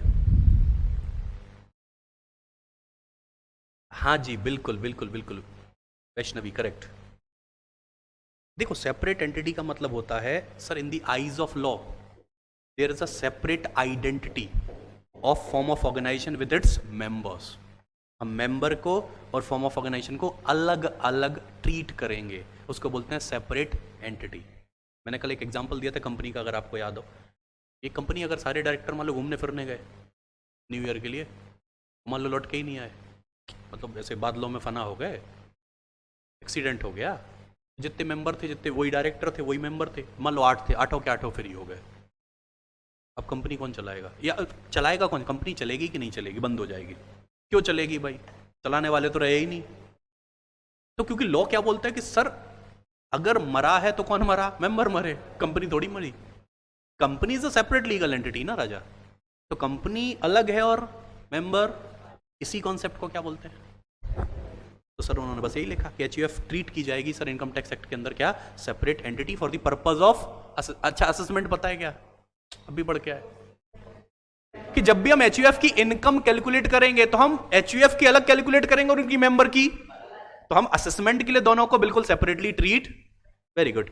It is include in the definition of term person under, ठीक है, the levy of income tax is on every person, therefore income tax is payable by HUF।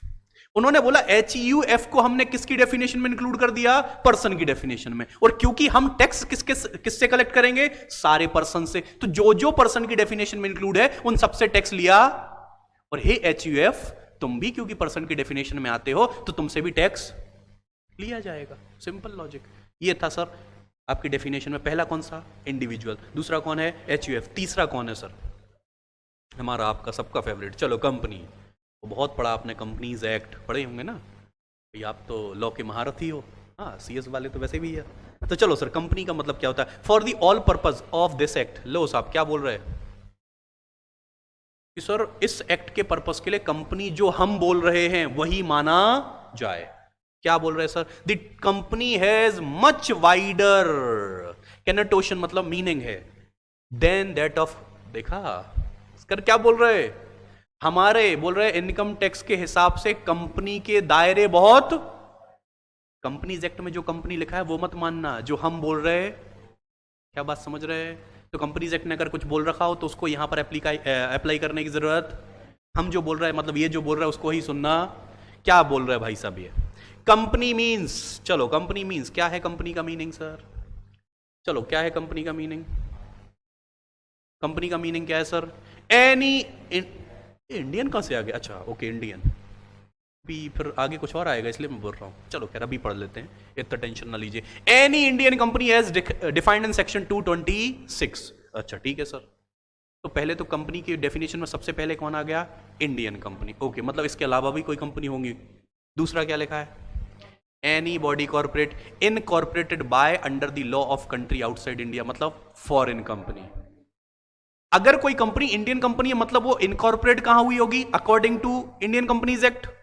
लेकिन अगर कोई ऐसी कंपनी है जो आउटसाइड मतलब फॉरेन लॉ से इनकॉर्पोरेट हुई हो तो सर फिर वो कौन सी कंपनी कहलाएगी? Foreign company. तो मतलब कंपनी के डेफिनेशन में कौन कौन आएगा? पहला तो इंडियन कंपनी, दूसरा फॉरेन कंपनी, और आगे भी कुछ लिखा है, और आगे भी देखो कुछ लिखा है।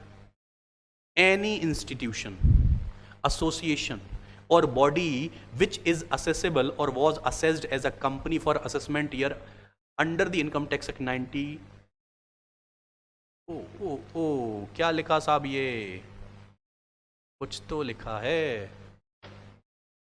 वापस से सर। कंपनी में कौन आएगा? Indian company, foreign company. यहां तक तो मामला बिल्कुल। अब सोच कर देखो वो थर्ड पॉइंट में क्या बोल रहे हैं?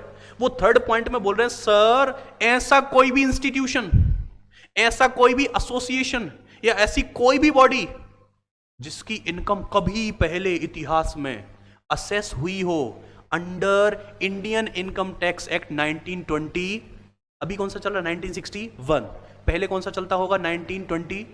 तो सोच कर देखो, अगर कोई बॉडी, कोई इंस्टीट्यूशन, कोई एसोसिएशन ऐसा हो जिसकी इनकम कभी पहले 1922 के अंदर टैक्सेबल हुई थी तो उसको भी हम यहां पर कंपनी की डेफिनेशन में इंक्लूड। बहुत सारी कंपनी का अगर आप स्टोरी उठाकर देखो तो उनका तो इनकॉर्पोरेशन 80s में हुआ है, उनका तो कॉर्पोरेशन 90s में हुआ, मतलब 1961 के। तो क्या उसके पहले सर टैक्स नहीं लेते होंगे? उसके पहले चार्जेस नहीं लेते होंगे? सर लेते होंगे। उस समय ये वाला एक्ट चलता था। तो अगर कोई कंपनी उस एक्ट में टैक्सेबल थी तो उसको आज हम किस में ले लेंगे? कंपनी की डेफिनेशन में ले लेंगे। बोलो बात समझ में आ रही? बोलो बोलो बोलो। ये लिखा ना देखो, ऑन और बिफोर 1 अप्रैल 1970। अगर अगर अगर कोई भी इंस्टीट्यूशन, कोई भी बॉडी, कोई भी ऐसा क्या बोल सकते हैं एसोसिएशन इसकी टैक्सेबिलिटी होती तो थी लेकिन प्रेजेंट एक्ट में नहीं होती थी, ओल्ड एक्ट में होती थी। तो अब ऐसा तो होगा नहीं कि प्रेजेंट आ गया तो उससे टैक्स नहीं लेंगे, टैक्स तो लेना पड़ेगा। तो सर उसको किसकी डेफिनेशन में डालें? तो ने बोला उसको किसकी डेफिनेशन में ले आओ? कंपनी की डेफिनेशन में ले। तो कंपनी की डेफिनेशन में अब 3 लोग हो गए। पहला इंडियन कंपनी, दूसरा फॉरेन कंपनी, और तीसरा ऐसा कोई भी इंस्टीट्यूशन, ऐसी कोई भी बॉडी जो असेस होती थी प्रीवियस एक्ट में, अपन ऐसा बोल सकते। चलो और कल मैंने एंड और में डिफरेंस बताया था तुम्हें। तो यहाँ क्या लिखा? एंड लिखा कि और लिखा? और लिखा है क्या? चलो पढ़ो और में क्या लिखा। Any institution, association or body, whether incorporated or not, and whether Indian or non-Indian, which is declared by general or special order of CBDT to be company। Okay, देखो ये तो आपको हर जगह मिलना है कि देखो हमने ऊपर जो बोल दिया वो तो है ही, और समय समय पर हम जैसे ऑर्डर देंगे वो भी इसमें इंक्लूड। तो लास्ट में उन्होंने क्या बोला कि सर ऐसा कोई भी बॉडी, ऐसा कोई भी एसोसिएशन, ऐसा कोई भी इनकॉर्पोरेशन जो भले इंडिया का हो, फॉरेन का हो, कहीं का भी हो, अगर सीबीडीटी के हिसाब से उसको हमें कंपनी की डेफिनेशन में लेना है तो वो बाय डिफॉल्ट कंपनी की डेफिनेशन में आ जाएगा। सीबीडीटी के पास तो पावर है। अगर उनको लगता है कि किसी हमें बॉडी को, किसी एसोसिएशन को हमें कंपनी की डेफिनेशन में डालना है तो वो बोल देंगे, तो वो उसको आपको बाय डिफॉल्ट तो फिर कंपनी की डेफिनेशन में इंक्लूड करना पड़ेगा। बोलो, यहां तक मामला क्लियर है? अब एक मैंने ना फ्लो चार्ट निकाल रखा है, आप देख लो इसको। यहां पर क्लासेस ऑफ कंपनी लिखा है, क्लासेस बोले तो टाइप्स ऑफ कंपनी, जिसमें पहला लिखा है डोमेस्टिक कंपनी, दिख रहा है, दूसरा लिखा है फॉरेन कंपनी। डोमेस्टिक कंपनी के नीचे क्या लिखा है? डोमेस्टिक कंपनी में कौन कौन आएगा? इंडियन कंपनी तो डोमेस्टिक कंपनी आएगी, घर की बात है क्योंकि। एक और क्या लिखा है? Company which has made arrangement for declaring and paying dividend within India out of the income chargeable to. क्या मतलब हुआ सर इसका? बोलो जल्दी, क्या मतलब हुआ सर इसका? देखो, आपको इंडियन कंपनी क्या होती है तो समझ में आती होगी कि डोमेस्टिक कंपनी में पहले तो इंडियन कंपनी आ गई। पता दूसरा क्या बोल रहा है? ऐसी कोई भी कंपनी जो डिविडेंड पे कर रही है। डिविडेंड क्या होता है? बोलो, डिविडेंड क्या होता है राजा? Surplus profit. Dividend compulsory optional है? Dividend is an optional. Dividend is a part of profit, जो आफ्टर टैक्स प्रॉफिट बचता है उसमें से अगर हम चाहें तो कंपनी डिविडेंड बांट सकती है। तो अब अगर कंपनी कोई डिविडेंड बांट रही है और ऐसी इनकम से बांट रही है जो under the income tax chargeable है, टैक्सेबल है। मैं वापस बोलता हूं मैंने क्या बोला। कोई कंपनी से फॉर एग्जांपल एक कंपनी जिसका नाम है XYZ, ये प्रॉफिट कमाती है से for example 1 CR। Net profit की बात करूं, नेट प्रॉफिट कितना है? 1 CR। नेट प्रॉफिट मतलब इस पर टैक्स लगेगा। अब ये इनकम ऐसी है बेटा जो चार्जेबल, टैक्सेबल कहां पर है सर? इंडिया में। कहां पर टैक्सेबल है सर? इंडिया में। मतलब वो इस 1 करोड़ पर टैक्स दे रही है, कहां पर? इंडिया के अंदर। हाँ या ना? हाँ या ना? अब अगर उससे मान लो इसने टैक्स दे दिया इसमें से, और इसके बाद टैक्स के बाद जो भी इनकम रिमेनिंग बचती है उसमें से उसने क्या बांट दिया? डिविडेंड। उसमें से उसने क्या डिस्ट्रीब्यूट किया? डिविडेंड। अब जैसे ही डिविडेंड बांटा तो उसने डिविडेंड कौन सी इनकम में से बांटा? ऐसी इनकम में से जिस पर टैक्स कहां लग रहा है?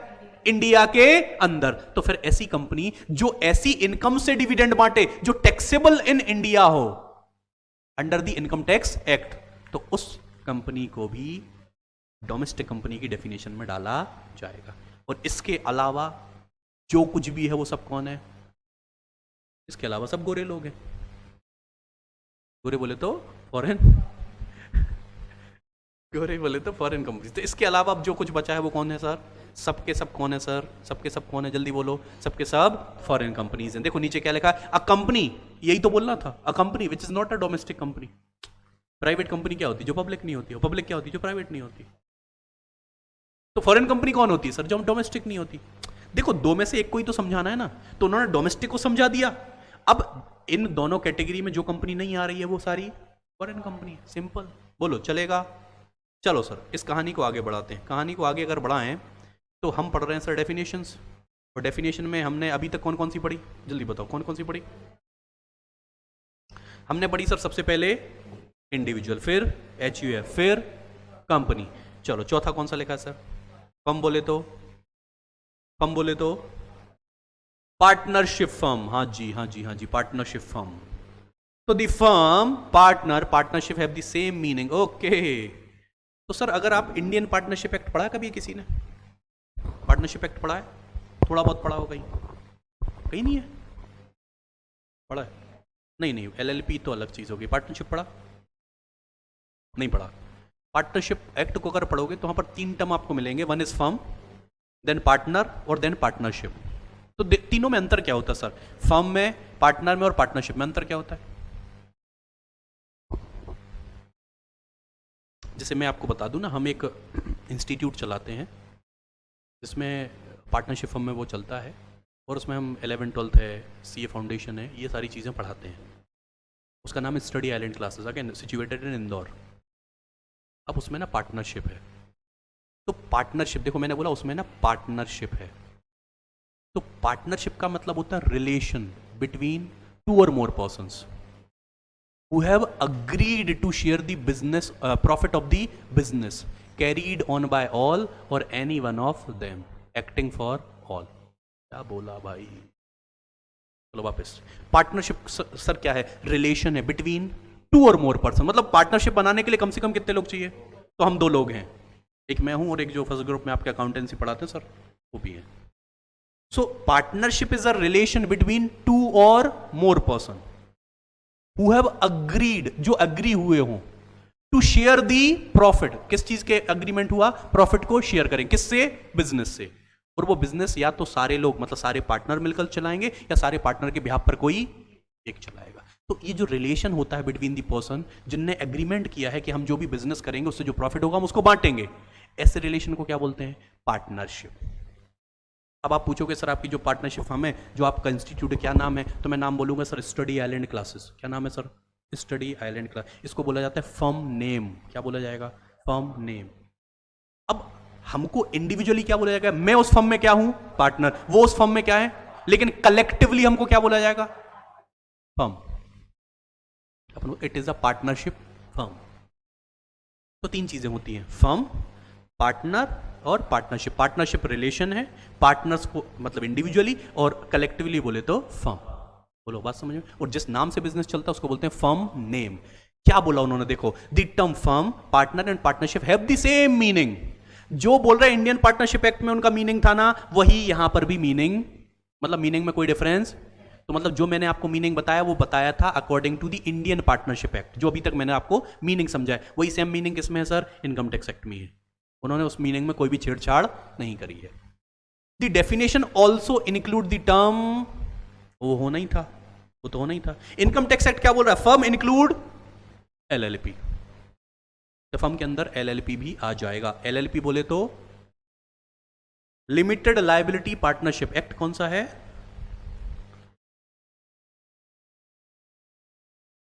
हाँ, 2005, 2008, 2007 बना लो मन से। एलएलपी एक्ट कौन सा है?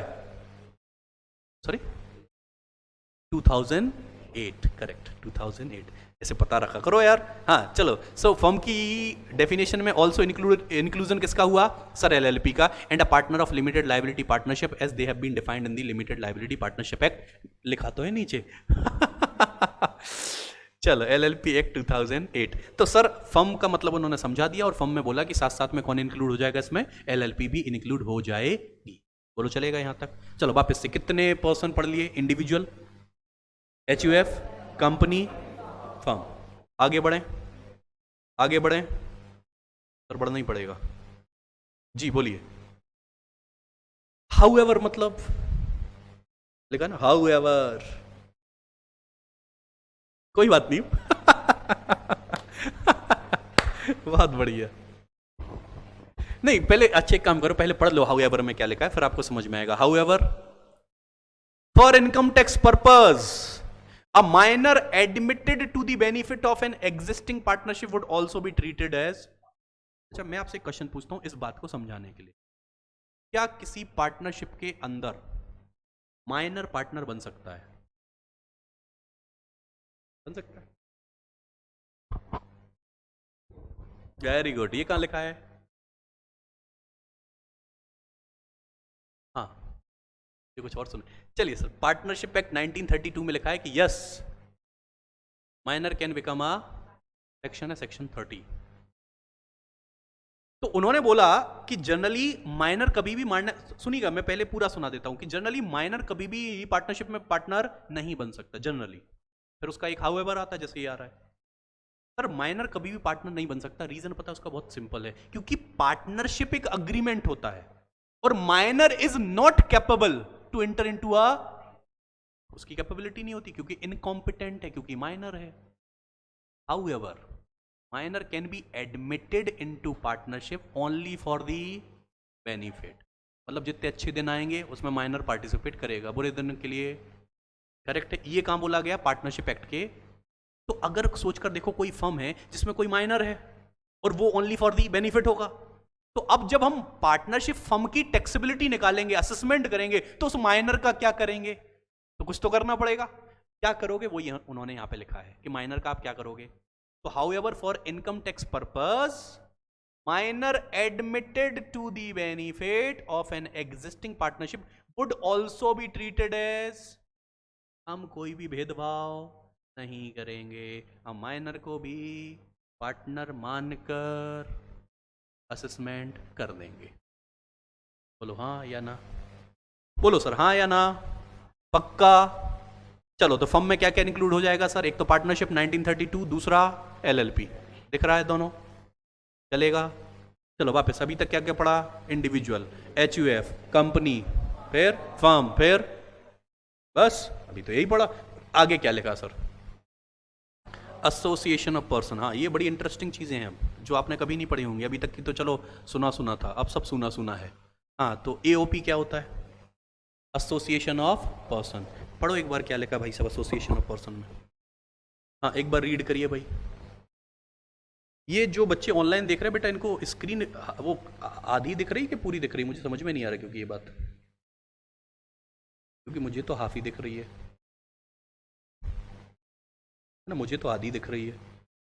और अगर हाफ दिख रही है तो आपको बता देना चाहिए था, मैं उसमें कुछ तो करता। आपने बताया ही नहीं है जी, आप बताते तो। अच्छा बच्चे बोल रहे दर्द आप समझो हमारा। हाँ दर्द मेरा तू नहीं समझा तो समझेगा कौन, और मेरे हक में तू नहीं बोला तो बोलेगा कौन। तो वैसी कहानी है। हाँ शायरी का तो भरपूर भंडार है। अच्छा मेरा सीपीयू वर्क भी वैसे करता है, जैसा माहौल होगा ना शायरी अपने आप वैसे आती है। ये टैलेंट है मेरे अंदर, पता नहीं आया कहाँ से बट है। तो शायरी, मोटिवेशन, अरे देखो भरपूर पैकेज है मतलब। अभी तो देखो आगे होता है क्या, आप बस देखते तो रहो। रामायण, महाभारत, गीता सब आपको यहीं मिलने वाला है। तो वो बस आप देखिएगा कि मतलब ये जब मैं क्लास खत्म करूंगा ना, आपको एक बढ़िया सी एक स्टोरी सुनाऊंगा तो आप याद दिलवाइएगा, है ना? ऑनलाइन वाले बच्चे कोशिश करूंगा तुमको भी सुना दूं, ठीक है? चलो सर, एसोसिएशन ऑफ पर्सन जल्दी से पढ़िए। तो ऋषभ, खुशी, बेटा अभी थोड़ा सा मैनेज करिए, बाकी तो मैं कल से पूरा प्रॉपर एडजस्ट कर दूंगा, है ना? कल से इशू नहीं आना चाहिए। हाँ जी, एसोसिएशन ऑफ पर्सन में क्या लिखा है? और अगर आपके पास नोट्स हो बेटा, ऑनलाइन वाले बच्चे, नोट्स तो क्योंकि फॉरवर्ड कल ही हो गए थे, तो अगर हो तो आप उनमें एक बार देख लीजिएगा, है ना? साथ में उसको ओपन करके रखिएगा तो मेरे हिसाब से कंफर्टेबल रहेगा, है ना? ठीक है। एसोसिएशन ऑफ पर्सन में क्या लिखा है सर? टू और मोर पर्सन। अच्छा जब भी टू और मोर पर्सन की बात आती है मुझे तो पार्टनरशिप लगने लगता है, लेकिन for sure there must be some difference between partnership and, कुछ तो अलग होगा। अरे यार सेम होते तो फिर डेफिनेशन क्यों बनाते? लेकिन कॉमन क्या है वो ढूंढो। वहां भी टू और मोर पर्सन होते हैं और यहां भी, तो कॉमन तो ये है, लेकिन आगे क्या डिफरेंस देखो। टू और more person join in for common purpose. अच्छा मतलब दो या दो से ज्यादा लोग इकट्ठे हुए, पर्पस क्या है सर? सेम, कॉमन है। So join for a common purpose और common action to produce income, profit, और मतलब दो या दो लोगों ज्यादा लोगों ने ग्रुप बनाया और पर्पस क्या है कि भाई सब पैसे कमाना है यार, अब तो मिल के पैसा कमाएंगे। अच्छा ठीक है। It may consist of individual. Association of person में कौन कौन हो सकता है? इंडिविजुअल हो सकते हैं, मतलब हम और आप एओपी बना सकते हैं, एचयूएफ हो सकता है, कंपनीज हो सकते हैं, फर्म हो सकती है। सोच कर देखो आप, इंडिविजुअल भी एओपी बना सकते हैं, एचयूएफ भी एओपी बना सकते हैं, कंपनीज, फर्म, ये सारे लोग मिलकर एओपी बना सकते हैं as a member of AOP. The object of formation of AOP must be to produce. Sir AOP बनाने के पीछे का पर्पस, मकसद क्या होना चाहिए? कि हम प्रॉफिट कमाएंगे। मतलब सर किसी भी, हाँ यही बोलने वाला था, करेक्ट। ये चीजें लॉ में आपको इनबिल्ट होनी चाहिए, ये आप समझा करो। उन्होंने बोला the object of formation of AOP must B produce income, मतलब बिना इनकम के काम के लिए आप एओपी बोलते हो ना, NGO, NPO, not profit organisation, उसके लिए आप एओपी नहीं बना सकते हो। It is not enough that person receive the income. क्या बोल रहे sir? It is not enough that the person receive the income.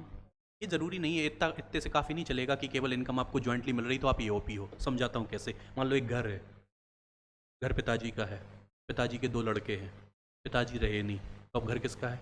दोनों लड़कों का है। बोथ आर दी को ओनर, करेक्ट ना? मैं वर्ड से यूज कर रहा हूँ, को ओनर। मान लो वो घर ना हमने भाड़े पे चढ़ा दिया, रेंट पे, उससे जो रेंट आता है दोनों लोग आधा आधा, क्या ये एओपी है? क्या इन दोनों भाइयों की जो रिलेशन है, क्या इसको एओपी बोला जाए? हाँ या ना?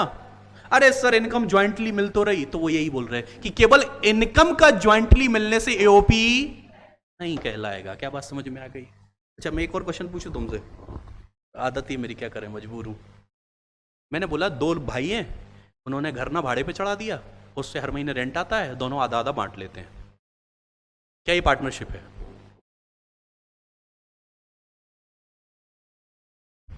क्यों नहीं है साहब? बिजनेस कर तो रहे, रेंटल इज अ बिजनेस। नहीं, रजिस्ट्रेशन तो कंपलसरी होता ही नहीं है पार्टनरशिप का।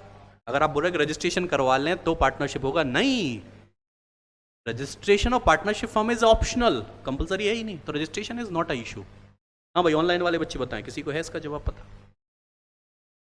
अच्छा, पहले क्वेश्चन समझ में आया मेरा क्या है? पक्का ना? क्वेश्चन समझ में आया? वापस समझाऊं। दो भाई हैं, उनका एक कॉमन घर है, मतलब दोनों की ओनरशिप उस घर पे, उन्होंने वो ना भाड़े पे चढ़ा दिया, रेंट पे चढ़ा दिया, हर महीने रेंट आता है, जितना रेंट आता है उसको वो आपस में बांट लेते हैं। अब किसी भी रेशियो में बांटते हैं, वो अपना मैटर नहीं है, वो बांट लेते हैं, दोनों अपना इंजॉय कर रहे हैं उस रेंट को, रेंटल इनकम को। तो मैंने ये बोला कि इन दोनों भाइयों की जो ये जो इनकम बांट रहे हैं या जो रिलेशन है, क्या इस रिलेशन को पार्टनरशिप बोला जाएगा? हाँ, आप बोल तो सही रहे कि नहीं माना जाएगा, लेकिन there must be some logic, some explanation, वो तो होना चाहिए। ऐसे में तो दिक्कत आ जाएगी। कुछ के देखो, जज साहब ने बोला, अपन ने बोले जज साहब को, सर इसने मर्डर किया, जज साहब बोले चलो टांग दो फांसी पे, तो वो भी अरे क्यों भाई, कुछ तो बताओ, कौन सी धारा, कौन से सेक्शन? नहीं नहीं, वो नहीं बताएंगे, चलो टांगो, तो बड़ी वो तो दिक्कत हो जाएगी। तो बताना तो पड़ेगा। बताओ साहब, बताइए। तो सर 100% ये पार्टनरशिप नहीं है, क्योंकि पार्टनरशिप बनने के लिए सर कुछ ऐसी चीज़ें होती हैं जो उसमें होनी चाहिए, जिसको बोलते हैं ट्रू टेस्ट ऑफ पार्टनरशिप।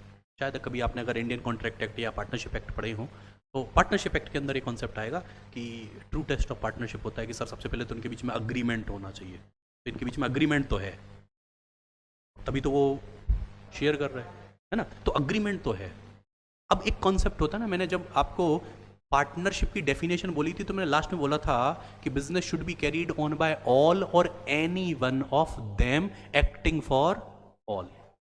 एक कॉन्सेप्ट होता है पार्टनरशिप के अंदर, उसको बोलते हैं म्यूचुअल एजेंसी। नाम सुना है कभी? क्या मतलब होता है म्यूचुअल एजेंसी का?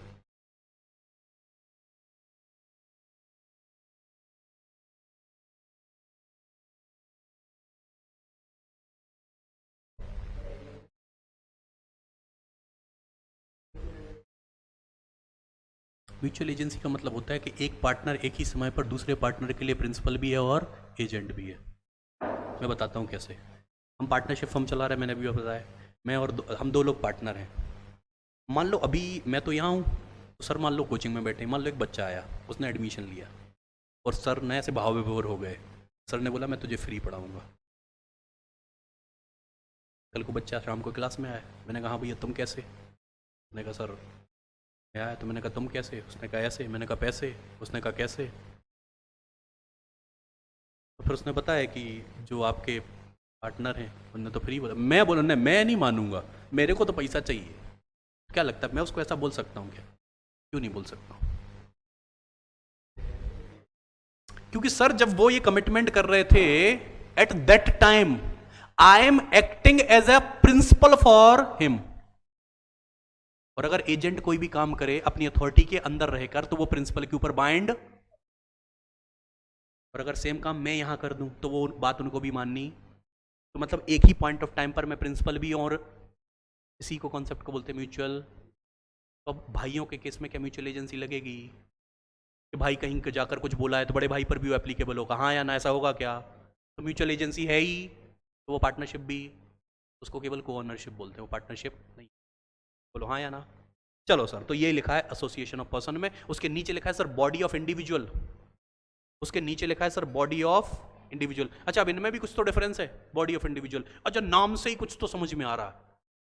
एसोसिएशन ऑफ पर्सन में मेंबर कौन हो सकता है? कोई भी हो सकता है, इंडिविजुअल हो सकता है, एचयूएफ हो सकता है, कंपनी हो सकता है, लेकिन ये लगा बॉडी ऑफ इंडिविजुअल, मतलब कुछ तो अलग है। क्या अलग है सर? वहां पर मेंबर कोई भी हो सकता था, यहां पर केवल और केवल मेंबर कौन बनेगा? सबसे बड़ा डिफरेंस, यहां पर इंडिविजुअल के अलावा और कोई मेंबर नहीं हो सकता। क्या लिखा? BOI denote the status of person who are assessable in like manner and the same extent as beneficiaries individually. Only individual can be, मिल गया, ये लिखा sir, only individual can be member, individual join together for, बाकी चीजें सब देखो ऊपर जैसी है, वहां भी कॉमन पर्पस के लिए एक साथ आ रहे थे, यहां भी कॉमन पर्पस के लिए, बस डिफरेंस ये है कि वहां पर सारे लोग मेंबर बन सकते हैं, यहां पर केवल और केवल इंडिविजुअल ही मेंबर बन सकता है। हाँ या ना? एक डिफरेंशिएशन की टेबल दे रखी है, ये भी मैंने आपके मॉड्यूल से ही चुराई है। आपको देखो मॉड्यूल के अलावा मेरे हिसाब से और कुछ रेफर करने की जरूरत ही नहीं, मैं जो नोट दे रहा हूँ सब मॉड्यूल के लिए। कि अगर आप सोच कर देखो, जैसे गंगा नाम सुना ना, नदी है गंगा, तो गंगा तो बहुत सारी जगह से निकली है, तो अगर जहां से गंगा निकली है, गंगा कहाँ से निकली है? गंगोत्री से। अगर मैं वहां जाके दर्शन कराऊं तो क्या वो जहां जहां जा रही मुझे वहां भी दर्शन करने की जरूरत है क्या? तो जहां से निकली मैं तो वहीं के दर्शन कराया। वैसे ही है सर, कोई भी जो नोट्स बनते हैं वो कहाँ से बनते हैं? तो मॉड्यूल अपना क्या है सर? गंगा, गंगोत्री। अगर मैंने उसको ही पढ़ लिया तो बाकी रेफरेंस बुक पढ़ने की जरूरत, लॉजिक है, बोलो हाँ या ना? चलो सर अगला क्या लिखा, जल्दी जल्दी पढ़ो, थोड़ा जल्दी जल्दी पढ़ो। अगला क्या लिखा है सर? Local authority. जल्दी से पढ़िए, क्या लिखा सर इसके अंदर, जल्दी से पढ़िए, लोकल अथॉरिटी क्या होता है?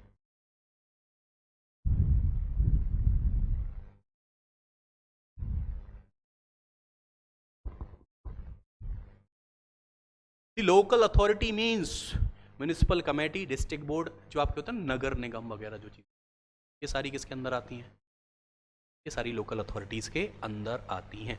लेकिन ये इंपॉर्टेंट नहीं है, मीनिंग तो चलो ठीक है, नोट में कुछ बहुत बेहतरीन लिखा है जो अपने काम का है, नोट में जो लिखा है वो अपने काम का है।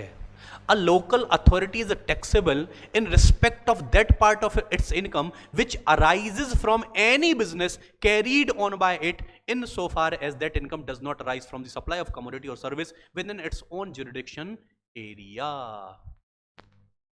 However, income arising from supply of water and electricity even outside local authority on jurisdiction area is exempt. आप मुझे बताओ, जैसे नगर निगम होती हैं, पंचायत होती हैं, जो लोकल अथॉरिटीज़ जिनको बोलते हैं, इनका काम होता है पब्लिक वेलफेयर के लिए काम करना। जैसे इंदौर का नगर निगम है, कितने सारे काम करती है। क्या लगता है बेचारे जो काम कर रहे हैं, जैसे आपने देखो ना, जैसे गार्बेज कलेक्ट कर रहे हैं डोर टू डोर, हमसे कुछ चार्जेस भी लेते हैं मंथली, तो अल्टीमेटली इनकम तो अर्न हो रही है, तो क्या लगता है उस पर अपन टैक्स ले लें उनसे? उस पर क्या टैक्स लेना चाहिए, हाँ या ना? आंसर इज ना। वो यही बोल रहे हैं कि जो इनके मेन काम है, जो जो करने के लिए इनको बनाया गया है, अगर वो ये काम कर रहे हैं और उससे भले इनको कोई रेवेन्यू अर्न हो रही है तो उस पर हम टैक्स नहीं लेंगे। लेकिन अगर ये लोकल अथॉरिटीज कोई बिजनेस में आ जाएं, कोई बिजनेस करने लगे, सभी क्या कर रहा है, सूखा गीला अलग अलग, फिर हम क्या बनाएंगे उससे? फिर क्या बना रहे हैं वो उससे? खाद बना रहे हैं, और खाद को क्या कर रहे हैं? बेच रहे हैं। तो फिर ये क्या है? इस पर हम आपसे टैक्स, क्या मेरी बात समझ में आ रही? क्या मेरी बात समझ में आ रही? वो यहाँ पर लिखा हुआ है, नीचे क्या लिखा सर? Artificial judicial person. क्या होता sir artificial judicial person?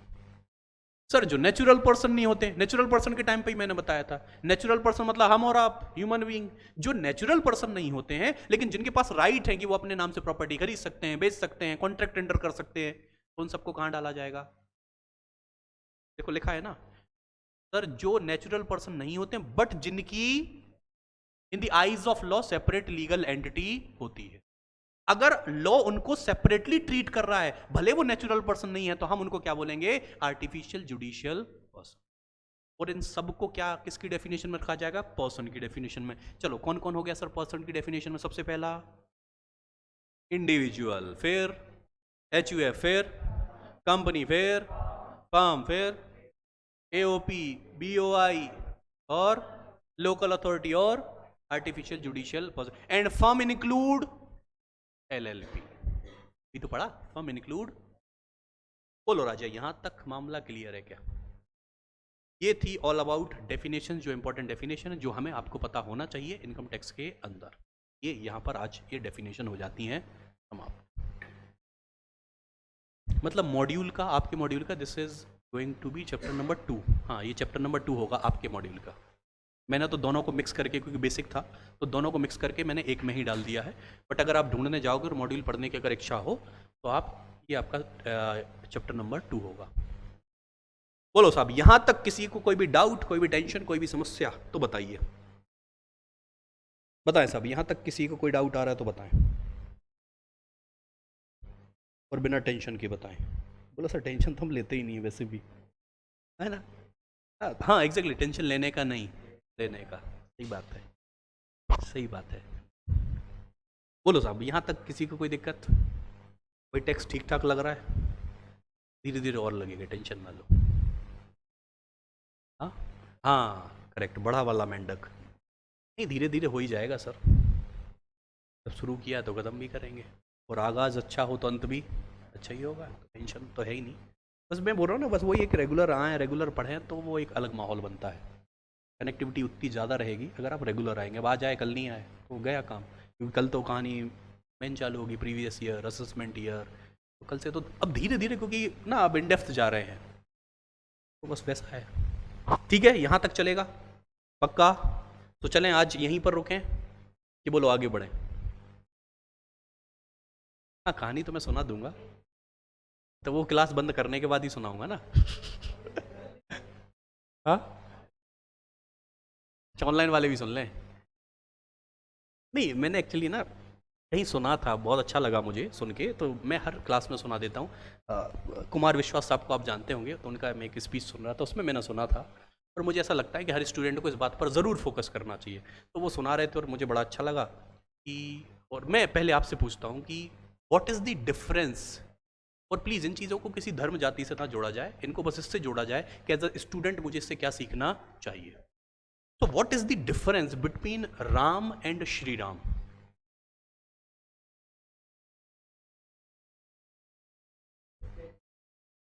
Shri में रिस्पेक्ट है, ऑब्वियसली बात है, और हाँ भाई ऑनलाइन वाले बच्चे बताएं, what is the difference between Ram and Shri Ram? तो एक तो आता है श्री जुड़ गया, तो वो रिस्पेक्ट की बात हो गई एक, और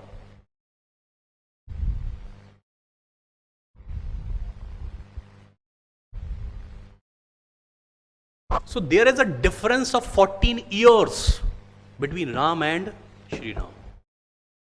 सर आप समझिए, अगर राम वनवास ना गए होते ना सर, तो वो राम ही रहते, वो श्री राम कभी ना बनते।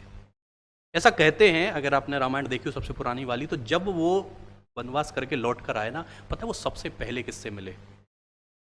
सबसे पहले उन्होंने जो चरण वंदन किया, चरण छुए, वो किसके छुए? किसकी वजह से? अच्छा वनवास किसकी वजह से हुआ? और सबसे पहले आकर मिले किससे? उन्होंने कैकई को धन्यवाद दिया कि माता थैंक यू यार, आपकी वजह से आज मैं जो कुछ भी हूं वो आपकी वजह से हूं। मतलब आप सोच कर देखो, आपकी जिंदगी में कोई ऐसा पर्सन होगा ना जो आपको रोकता टोकता बहुत होगा, जो आपको आपके कंफर्ट जोन से बाहर निकालता होगा, और हम और आप दुश्मन किसके हैं?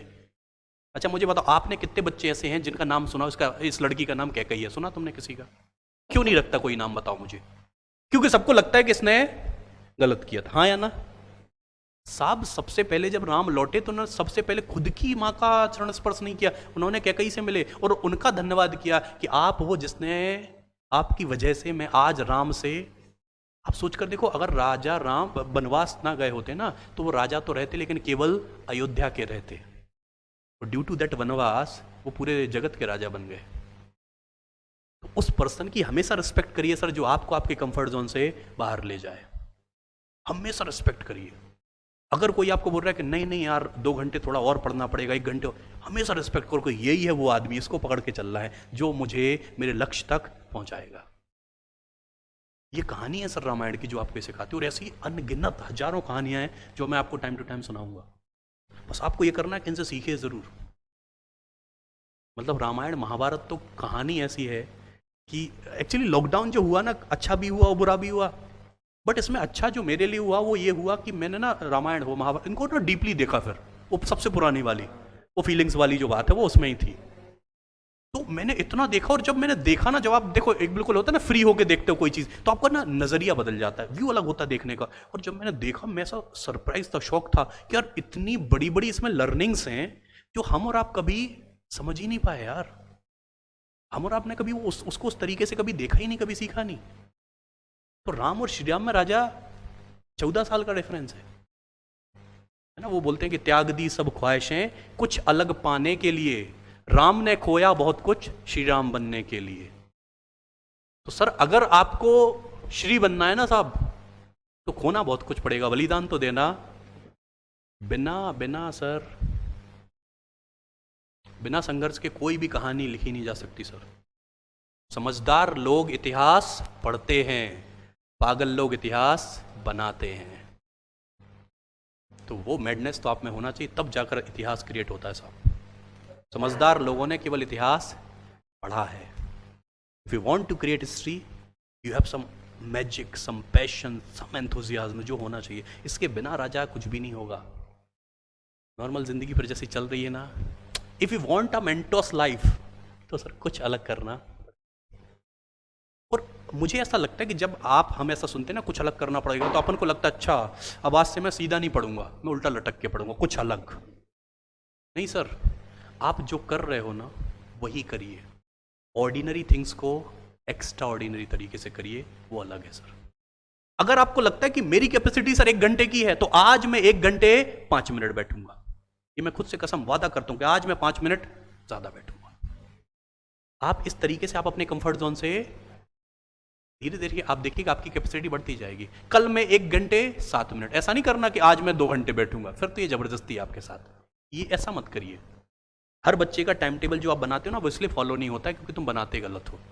तुम इंसान को इंसान की तरह नहीं, मशीन की तरह रखते हो। टाइम टेबल सबने बनाया अपनी जिंदगी में। सर वेकअप 6 AM,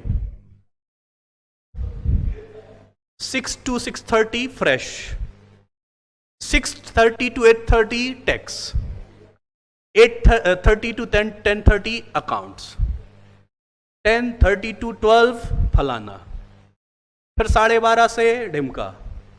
मशीन हो क्या? आप सोच कर देखो, बीच में कहीं गैप है, ब्रेक है, जबकि तुम खुद जानते हो कि तुम्हें ब्रेक चाहिए पड़े। भाई 8 घंटे कैसे यार, 10 मिनट 5 मिनट कुछ तो। ये प्रॉब्लम ये है कि आपने अपने आप को ही समझ के नहीं बनाया कि मैं क्या हूं और मेरी क्या। तो सोच के देखो, वो तो कभी फॉलो, उठोगे तो तुम 6 बजे, 6:30 पे बेड भी जाओगे, लेकिन जैसे ही तुम 8:30 बजेंगे तुम्हें लगेगा अब 10 मिनट रुक जाओ यार, उतने में घड़ी आगे बढ़ जाएगी, क्योंकि तुम्हारा टाइम ही 10:30 8:30 से 10:30 था। धीरे धीरे 9 बज जाएंगे, तुम बोलोगे एक काम करते हैं अब 10:30 बज जान दो, इसको भी स्किप करते हैं, फिर अगले से शुरू करेंगे। बस यही यहां से कहानी शुरू होती है। चले सर, सो ये रही आज की कुछ बातें। तो आज के लिए बस इतना ही, मिलेंगे आपसे कल, करेंगे कुछ नई बातें, सीखेंगे कुछ नया ज्ञान। तब तक के लिए आप सब रखो अपना अपना ध्यान। Thank you so much guys, bye bye, see you, take care.